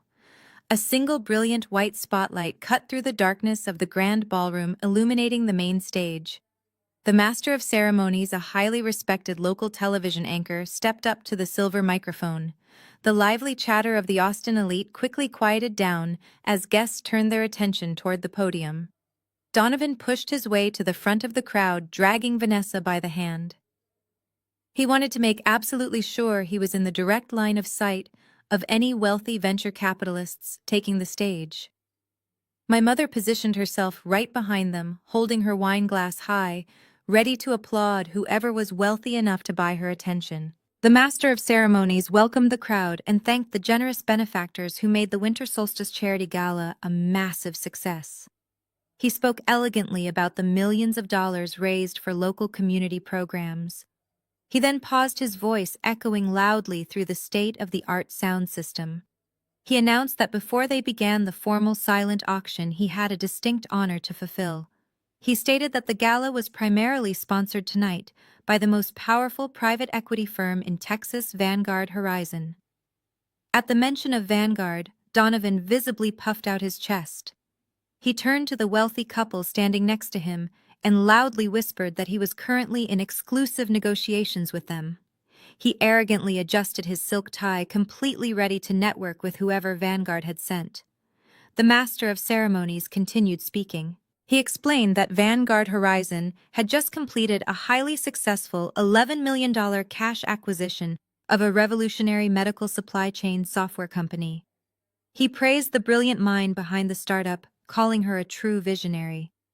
He announced that Vanguard was so thoroughly impressed by her exceptional leadership that they had officially appointed her to their executive oversight board, giving her direct control over their commercial lending division. Furthermore, he declared that this incredible woman and her husband had personally written a massive check tonight, becoming the highest individual donors in the entire history of the gala. The ballroom erupted into polite, excited murmurs. The elite crowd eagerly craned their necks to see who this newly minted multi-million-dollar tech mogul could be. The master of ceremonies raised his hand, commanding silence once again. He dramatically gestured toward the top of the grand marble staircase that cascaded down into the center of the ballroom. He proudly asked the crowd to please welcome Vanguard Horizon's newest executive board member, Maddie, and her husband, Declan. The massive bright white spotlight instantly swung away from the stage and hit the top landing of the staircase. I stepped out from behind the velvet curtains into the blinding light. The collective gasp from the crowd was completely drowned out by the thunderous applause, but the sheer absolute terror on my family's faces was unmistakable. I was draped in a breathtaking custom-tailored haute couture gown made of deep emerald green silk that hugged my figure perfectly. Around my neck rested a genuine diamond collar that sparkled aggressively under the heavy spotlight. It was a piece of jewelry making my grandmother's ring look like cheap plastic. Declan stood right beside me looking like a lethal corporate assassin in a perfectly fitted bespoke midnight blue tuxedo. He offered me his arm, and I placed my hand gently on his sleeve. We began our slow, deliberate descent down the grand marble staircase. The press photographers rushed forward, their camera flashes exploding like lightning across the ballroom. I kept my head held high, projecting pure, absolute power. I looked directly down into the crowd and locked eyes with my family. Donovan looked as if all the blood had been instantly drained from his body. His jaw hung open in pure disbelief. His expensive smartphone slipped directly out of his trembling hand and crashed onto the polished ballroom floor, shattering the screen. He suddenly realized the terrifying truth. The woman who just took total control of Vanguard's commercial lending division was the exact same woman whose house he just forcefully evicted. Right beside him, Vanessa's perfectly manufactured smile had completely collapsed. She stared at my diamonds while subconsciously hiding the stolen emerald ring behind her back. My mother Brenda looked physically ill. The wine glass she was holding shook violently, spilling red wine all over her pristine white cashmere coat. The pathetic, broken daughter she had just spent the entire evening publicly mocking was currently walking down the stairs as the most powerful person in the room. We reached the bottom of the staircase and the crowd eagerly parted for us like the Red Sea. I did not look away from my mother's horrified face. The trap had officially snapped shut. Declan and I walked smoothly through the parted crowd of wealthy investors and elite socialites. We did not stop to shake hands or accept the eager congratulations echoing around us. We headed straight across the grand ballroom toward the heavy oak doors of the private VIP lounge. I knew my family would follow us immediately. They were predictable in their absolute greed. The moment the heavy wooden doors clicked shut, sealing us inside the soundproof room, the frantic scrambling began. Donovan, Vanessa, and my mother rushed inside immediately after us. Their faces were flushed with a chaotic mixture of sheer terror and desperate, greedy hope. The loud classical music from the main ballroom was instantly muffled, leaving a heavy, suffocating silence in the private lounge. My mother was the first one to break the quiet. She let out a high-pitched, incredibly nervous laugh and practically lunged across the expensive Persian rug toward me. She held her arms out wide, and her eyes immediately welled up with completely fabricated tears of joy. She cried out my name and loudly declared how incredibly proud she was of my massive success. She actually had the absolute audacity to claim that she knew my software company was a brilliant idea all along. She said she was simply playing tough love to push me. She reached out to grab my shoulders, ready to pull me into a suffocating hug of toxic maternal affection. I did not step backward. I simply raised my hand and pointed a single finger directly at her chest. My voice was dangerously quiet, but it cut through the room like a jagged razor blade. I told her not to touch me.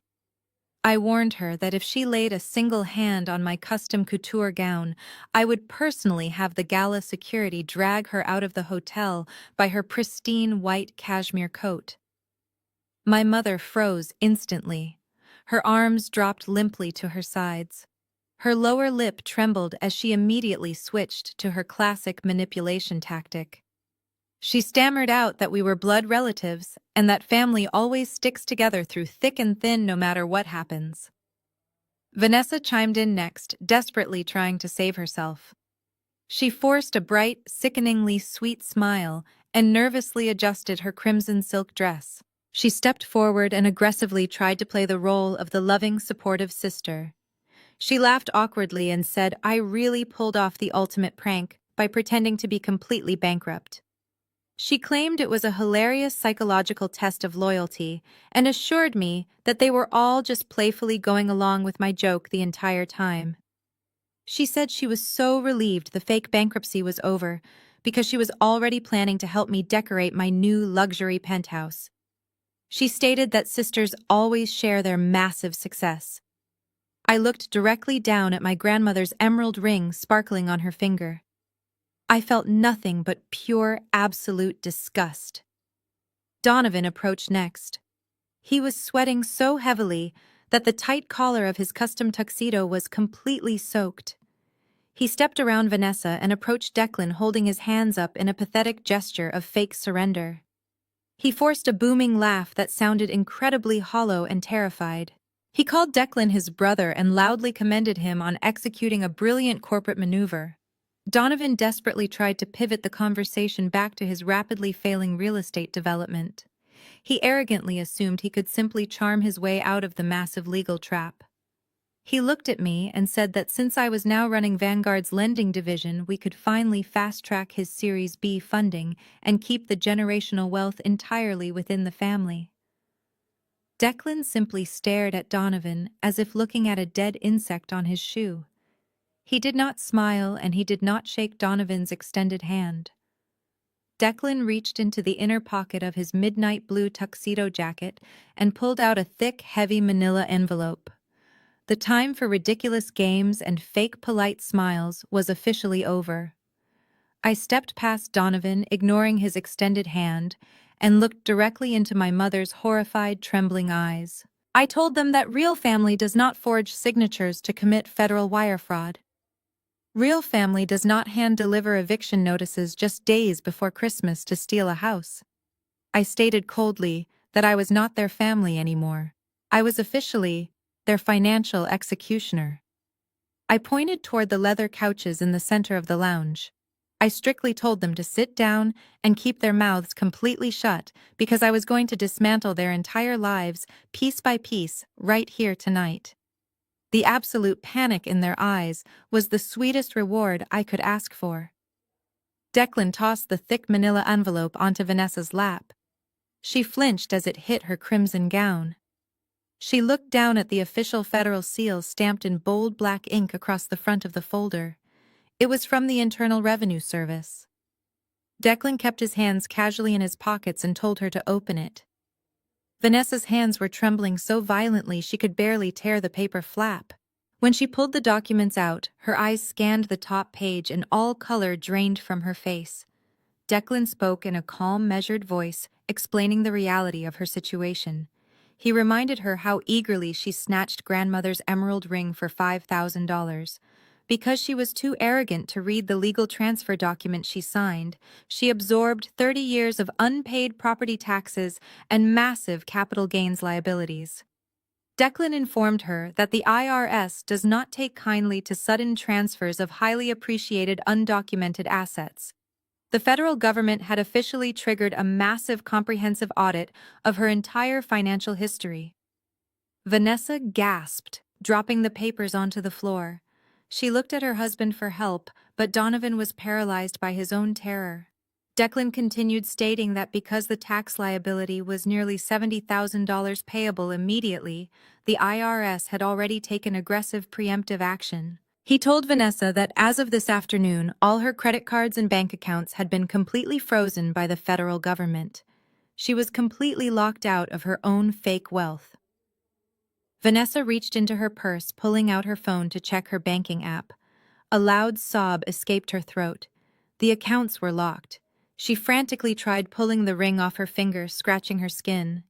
She desperately offered to give the jewelry back to me, begging me to take it. I simply shook my head. I told her that federal tax fraud is not something you can undo with a hollow apology. With Vanessa sobbing uncontrollably, I turned my full attention to my mother. Brenda pressed herself into the sofa corner, clutching her ruined cashmere coat as if it could protect her from the consequences. She tried to muster a look of maternal authority, but her eyes were darting around the room like a trapped animal. She opened her mouth to speak, attempting to command me to stop this ridiculous spectacle. She aggressively stated that I was maliciously destroying the family over petty money and that she would never ever forgive me for being so incredibly vindictive and ungrateful after everything she had sacrificed. I did not argue with her twisted logic. I simply reached into my custom emerald silk clutch and pulled out my smartphone. I tapped the screen a few times and maximized the volume. I looked at Brenda and told her that she did not need to worry about forgiving me because she was going to be far too busy begging her wealthy friends to forgive her. I pressed play. The crystal clear audio from my Apple Watch recording filled the silent VIP lounge. My mother's venomous voice echoed off the walls. Everyone in the room heard her aggressively demand that I file for divorce. They heard her ruthlessly try to force me to sign away my inheritance.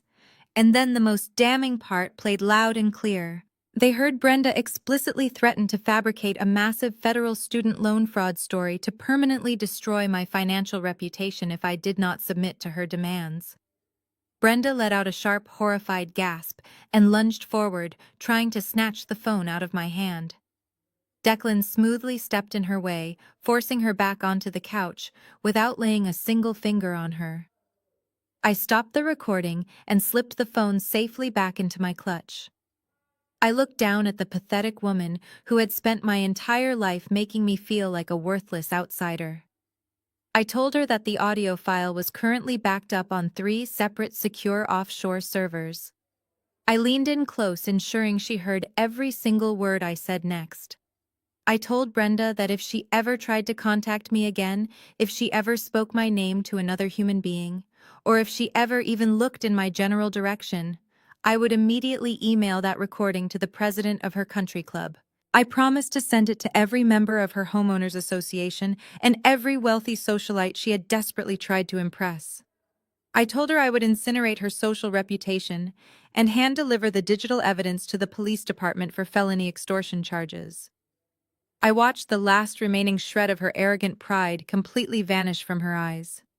Her elite world was officially dead, and she knew it. I turned away from my mother, leaving her frozen in absolute shock. My eyes locked onto Donovan. He stood rigidly near the oak doors, frantically calculating his escape route. He had watched me effortlessly destroy his wife and his mother-in-law within minutes. His arrogant, booming voice had completely evaporated. He swallowed hard, raising his hands in a placating gesture, trying to separate himself from the women. He stammered that whatever petty family drama was happening between us had absolutely nothing to do with him. He claimed he was an innocent bystander who generously tried to help us out by buying our house. He offered to sign the property back to Declan immediately if we just let him walk out of the VIP lounge quietly. Declan let out a sharp, humorless laugh, making Donovan physically flinch. I took a slow step toward my brother-in-law, completely invading his personal space. I looked up into his terrified eyes and told him he was not going anywhere. I asked him if he honestly thought I was completely unaware of what he did in his home office the day after Thanksgiving. I watched the blood drain entirely from his face. His mouth opened and closed, but no words came out. I leaned in and calmly stated the exact name of the shadow lending firm he had contacted and the precise amount of the $2 million bridge loan he illegally secured. Donovan began to shake uncontrollably. He backed away from me until his shoulders hit the heavy oak door. He frantically tried to justify his actions, claiming it was only a temporary financial maneuver. He aggressively whispered that the software patent was sitting there completely useless since my company was bankrupt. He argued he was going to pay the private lender back anyway, so nobody was actually getting hurt. He begged me to keep it in the family and promised to give me a cut of the loan money to keep quiet. He genuinely thought he had simply forged his broke sister-in-law's signature to borrow a discarded asset. I smiled at him with pure ice in my veins, explaining the fatal flaw in his arrogant logic. I reminded him of the announcement the master of ceremonies had just made on the grand stage. Vanguard Horizon acquired my entire company for $11 million in pure cash. I told Donovan that when he and Vanessa forged my signature on those corporate transfer documents, he was not stealing a worthless digital file from a failed startup. He actively attempted to steal highly classified intellectual property directly from the portfolio of a multi-billion-dollar hedge fund. I watched his eyes widen in sheer horror as the reality of his actions finally crushed him. I told him he had committed federal wire fraud against one of the most powerful financial institutions in the country. Donovan dropped to his knees. The expensive fabric of his custom tuxedo pants tore against the Persian rug, but he did not notice. He clasped his hands together, pleading with Declan to use his corporate connections to quietly sweep the forged documents under the rug. He cried that if Vanguard found out, they would destroy his business and send him to federal prison. Declan walked over and looked down at the pathetic man kneeling on the floor. He reminded Donovan of the arrogant way he had mocked him in my mother's living room. Donovan had eagerly signed the residential purchase agreement without reading a single page, just to prove his masculine financial dominance. Declan calmly explained the beautiful reality of the cross-collateralization clause Donovan blindly agreed to. By legally linking his multi-million-dollar commercial project to my personal assets, Donovan completely exposed his entire corporate empire to our direct control. Declan reached into his jacket, pulling out a formal notice of corporate seizure. He explained that because Donovan committed federal fraud and triggered massive legal liabilities, Vanguard Horizon was aggressively seeking absolute financial restitution. Through the cross-collateralization trap, we had the legal authority to seize Donovan's primary commercial assets to cover the damages. I looked down at Donovan and delivered the final devastating blow. I told him that I now legally owned 100% of his downtown real estate development. The land, the unfinished buildings, the heavy equipment, and the corporate bank accounts all belonged to me. Every single contractor he had hired, every permit he had secured, and every cent of capital he had desperately tried to hustle now belonged directly to Vanguard, and by extension, directly to me. His fake billionaire facade was completely eradicated. He was utterly and permanently wiped out. The VIP lounge fell into a heavy, suffocating silence following my declaration. Donovan was still kneeling on the expensive Persian rug, staring blankly at the floor, as if his brain had completely short-circuited. He was a hollow shell of the arrogant man who had proudly thrown his platinum card at a waiter just a few short weeks ago. Before my mother could even attempt to formulate another pathetic excuse for him, heavy footsteps echoed just outside the private room. The thick oak doors swung open with massive force, completely interrupting the suffocating tension. It was not the hotel manager or the event security staff entering to check on us. Two men dressed in sharp dark suits stepped into the room, followed immediately by three men wearing tactical windbreakers, bearing the bright yellow letters of the FBI. The Vanguard Horizon corporate legal team had officially arrived, accompanied by highly trained federal law enforcement officers. The lead federal agent stepped forward, bypassing my frozen mother and terrified sister. He walked directly up to Donovan, who was still shaking uncontrollably on the floor. The agent asked him to confirm his identity, but Donovan could not even speak. He just nodded his head weakly. The agent immediately instructed him to stand up and place his hands securely behind his back. He recited the Miranda rights in a sharp professional tone, echoing loudly off the walls of the VIP lounge. The agent explicitly stated that Donovan was being placed under federal arrest for wire fraud, criminal forgery, and the attempted theft of highly classified corporate intellectual property.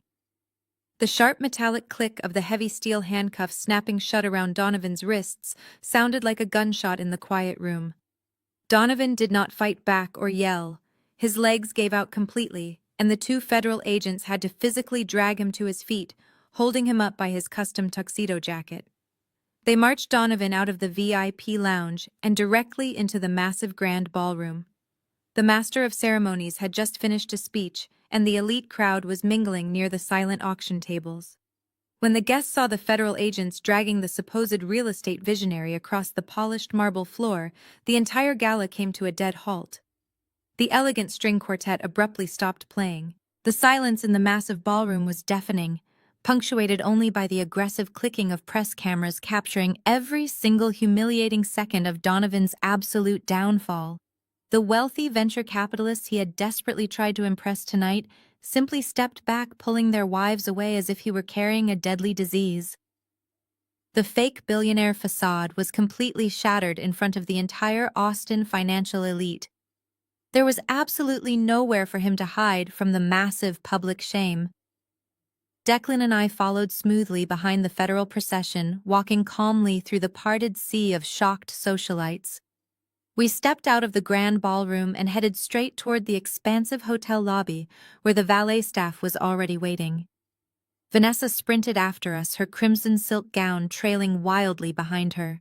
She pushed past a group of wealthy donors and threw herself in front of us right near the revolving glass doors. She was sobbing hysterically, her expensive makeup running down her face in dark, ugly streaks. She reached out desperately, trying to grab my arm, but Declan quickly stepped between us, blocking her path. She screamed my name, begging me to call the lawyers off. She pleaded that they were going to lose their luxury house, their luxury cars, and everything they had ever owned.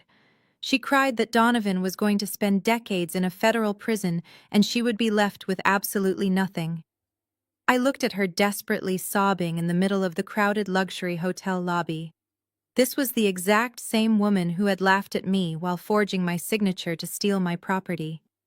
This was the woman who had happily handed me an eviction notice right before Christmas. I looked her dead in the eye and felt absolutely zero pity. I told her that she was finally getting exactly what she earned. I stepped past her, completely ignoring her loud, agonizing screams. Our chauffeured black Maybach pulled up seamlessly to the valet curb. The driver quickly opened the heavy rear door for me. I slid into the leather seat, and Declan climbed in right beside me.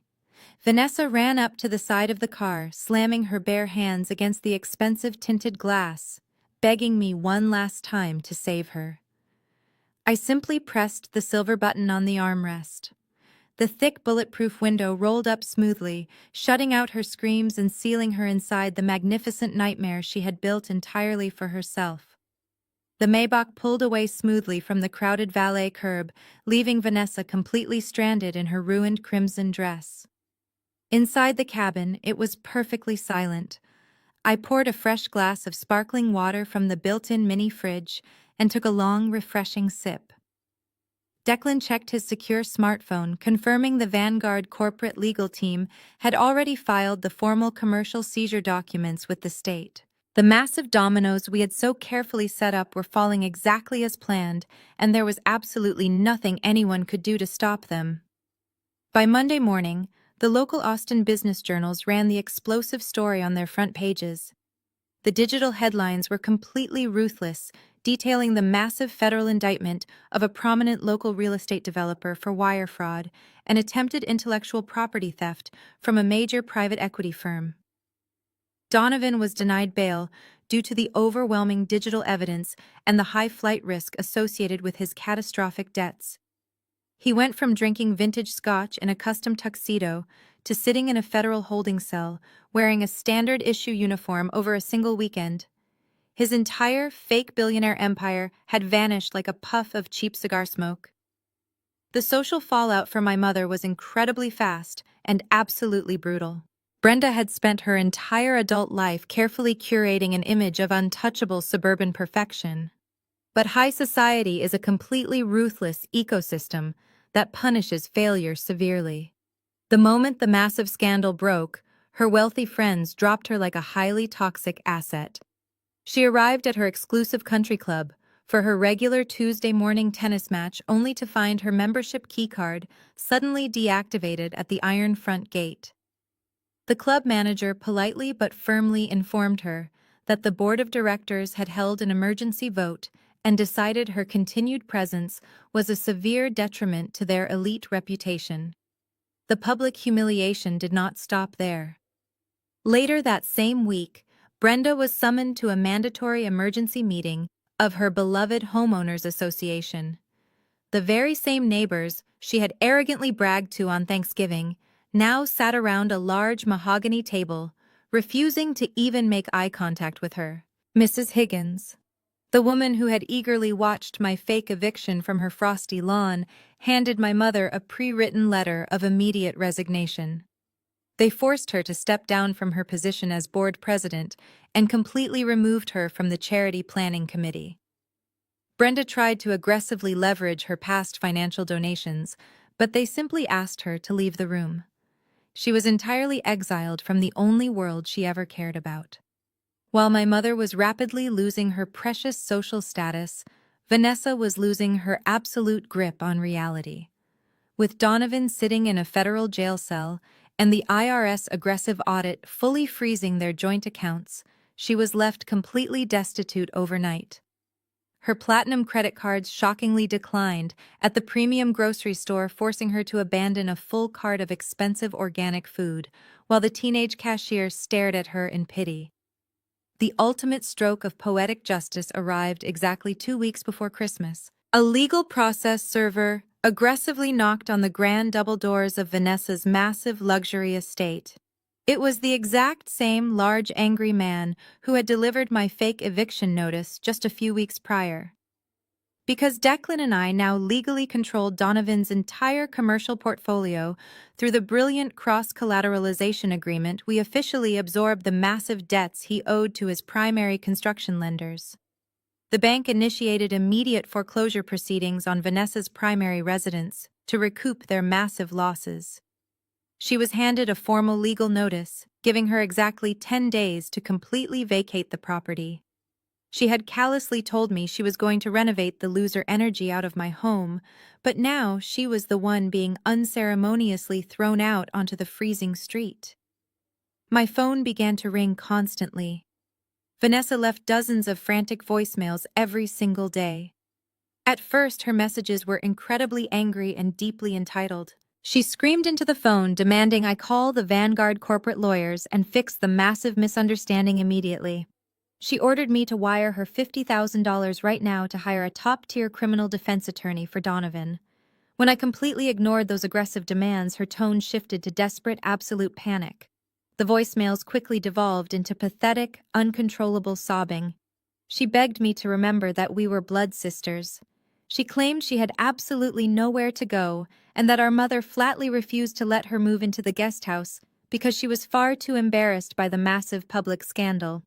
Vanessa begged me to let her sleep on the leather couch in my new luxury penthouse. She promised she would clean the marble floors and do my laundry if I just gave her a second chance. I sat in my spacious living room, looking out over the beautiful glowing city skyline, listening to her desperate pleas. I did not feel a single drop of guilt. I simply pressed the delete button, clearing my digital inbox completely. I had told them I was not their family anymore, and I meant every single word. Exactly 1 year later, the intense summer heat returned to the Texas Hill Country. I stood by the massive floor-to-ceiling windows of my executive corner office, looking out over the thriving Austin business district. The view was spectacular, but the absolute silence in my life was even better. The chaotic screaming, the constant emotional manipulation, and the desperate financial hustling were entirely gone. My life was finally my own. I turned away from the glass and walked over to my custom mahogany desk. I was officially the Senior Director of Commercial Acquisitions at Vanguard Horizon, and my days were filled with highly productive meetings and brilliant corporate strategies. A soft knock interrupted my thoughts. My executive assistant, Chloe, stepped into the spacious office carrying a sleek silver tray containing my afternoon espresso and the daily incoming mail. She set the tray gently onto the edge of my desk and offered a warm, professional smile. She handed me the important corporate briefs first, and then pointed to a small stack of crumpled, slightly dirty envelopes resting near the espresso cup. Chloe looked at me with a knowing expression. She stated that another batch of personal letters had arrived from the local Austin processing center. She asked if I wanted her to quietly dispose of them like she did the previous week. I reached out and picked up the small stack of envelopes. The cheap paper felt rough against my fingers. The return addresses were written in highly familiar handwriting. 2 of the letters were from a low-income apartment complex on the far eastern edge of the city. The handwriting was frantic and messy, instantly recognizable as Vanessa's. The other 3 letters were from a modest suburban rental property outside the city limits, written in the rigid, overly formal cursive of my mother Brenda. It had been 12 entire months since the charity gala, but their predictable psychological patterns never changed. They were currently executing the classic narcissistic hoovering technique. They were entirely cut off from my massive wealth, so they resorted to desperate written begging. Even though I never opened a single envelope, I knew exactly what words were violently scribbled on the pages inside. They were undoubtedly weaving elaborate, pathetic tales of their absolute misery. Vanessa was probably crying about her terrible minimum wage retail job and begging for just a few $1,000s to get back on her feet. Brenda was surely writing highly manipulative essays about the sacred bond of family and how it was my moral obligation to rescue her from social obscurity. They were desperately trying to suck me back into their toxic void, hoping that a year of total silence had softened my resolve. They thought time would make me forget the incredible cruelty they inflicted upon me. I held the stack of envelopes in my hand for a brief moment, feeling absolutely nothing but cold indifference. I did not feel angry. I did not feel sad. I simply felt entirely free. I walked across the plush carpet of my office toward a heavy-duty cross-cut paper shredder sitting discreetly in the corner. I did not bother to tear open a single flap. I did not read a single desperate word. I simply dropped the entire stack of letters directly into the feeding slot. The machine roared to life with a loud, satisfying mechanical grind. I watched the names of my mother and sister get instantly chewed into thousands of tiny, unrecognizable paper shreds. It took less than 5 seconds to completely destroy their pathetic attempts at manipulation. I turned my back on the machine and walked back to my desk to drink my espresso. The heavy glass door of my office swung open again, and Declan walked in holding a thick leather binder. He wore a sharp charcoal suit and a bright, confident smile. He walked over and kissed my cheek before dropping the binder onto my desk. It was not a Vanguard Horizon corporate file. It was the finalized legal paperwork for our brand new philanthropic endeavor. Over the past year, Declan and I had taken a massive portion of the Vanguard buyout money and established a heavily funded private foundation. We dedicated our vast resources specifically to helping victims of financial family abuse. We hired elite legal teams, aggressive forensic accountants, and dedicated trauma counselors. We actively provided immediate funding and ironclad legal protection to individuals who were being financially extorted, manipulated, or trapped by their own toxic family members. We gave people the exact same tools and power that Declan and I used to completely dismantle Donovan's fraudulent empire. We were actively helping victims secure their hidden assets, break terrible legal chains, and completely rebuild their lives far away from their abusers. I opened the leather binder and signed my name on the final line of the foundation charter. I looked up at Declan and smiled. We had taken the absolute worst experience of our lives and transformed it into an unstoppable weapon for good. Donovan was currently sitting in a federal penitentiary, serving a lengthy 10-year sentence. Vanessa and Brenda were trapped in the miserable poverty they had aggressively tried to force onto me. They were completely erased from my world. I closed the heavy leather binder and looked out the massive window at the bright Texas sky, completely ready to begin the next chapter of my life. I placed the signed foundation charter back into the center drawer of my custom mahogany desk and locked it with a sharp metallic click. Declan held his arm out for me. I took it and we walked out of the expansive corner office together. The Vanguard Horizon executive floor was a hive of quiet, focused energy. Junior analysts and senior partners alike nodded respectfully as we passed their glass-walled conference rooms.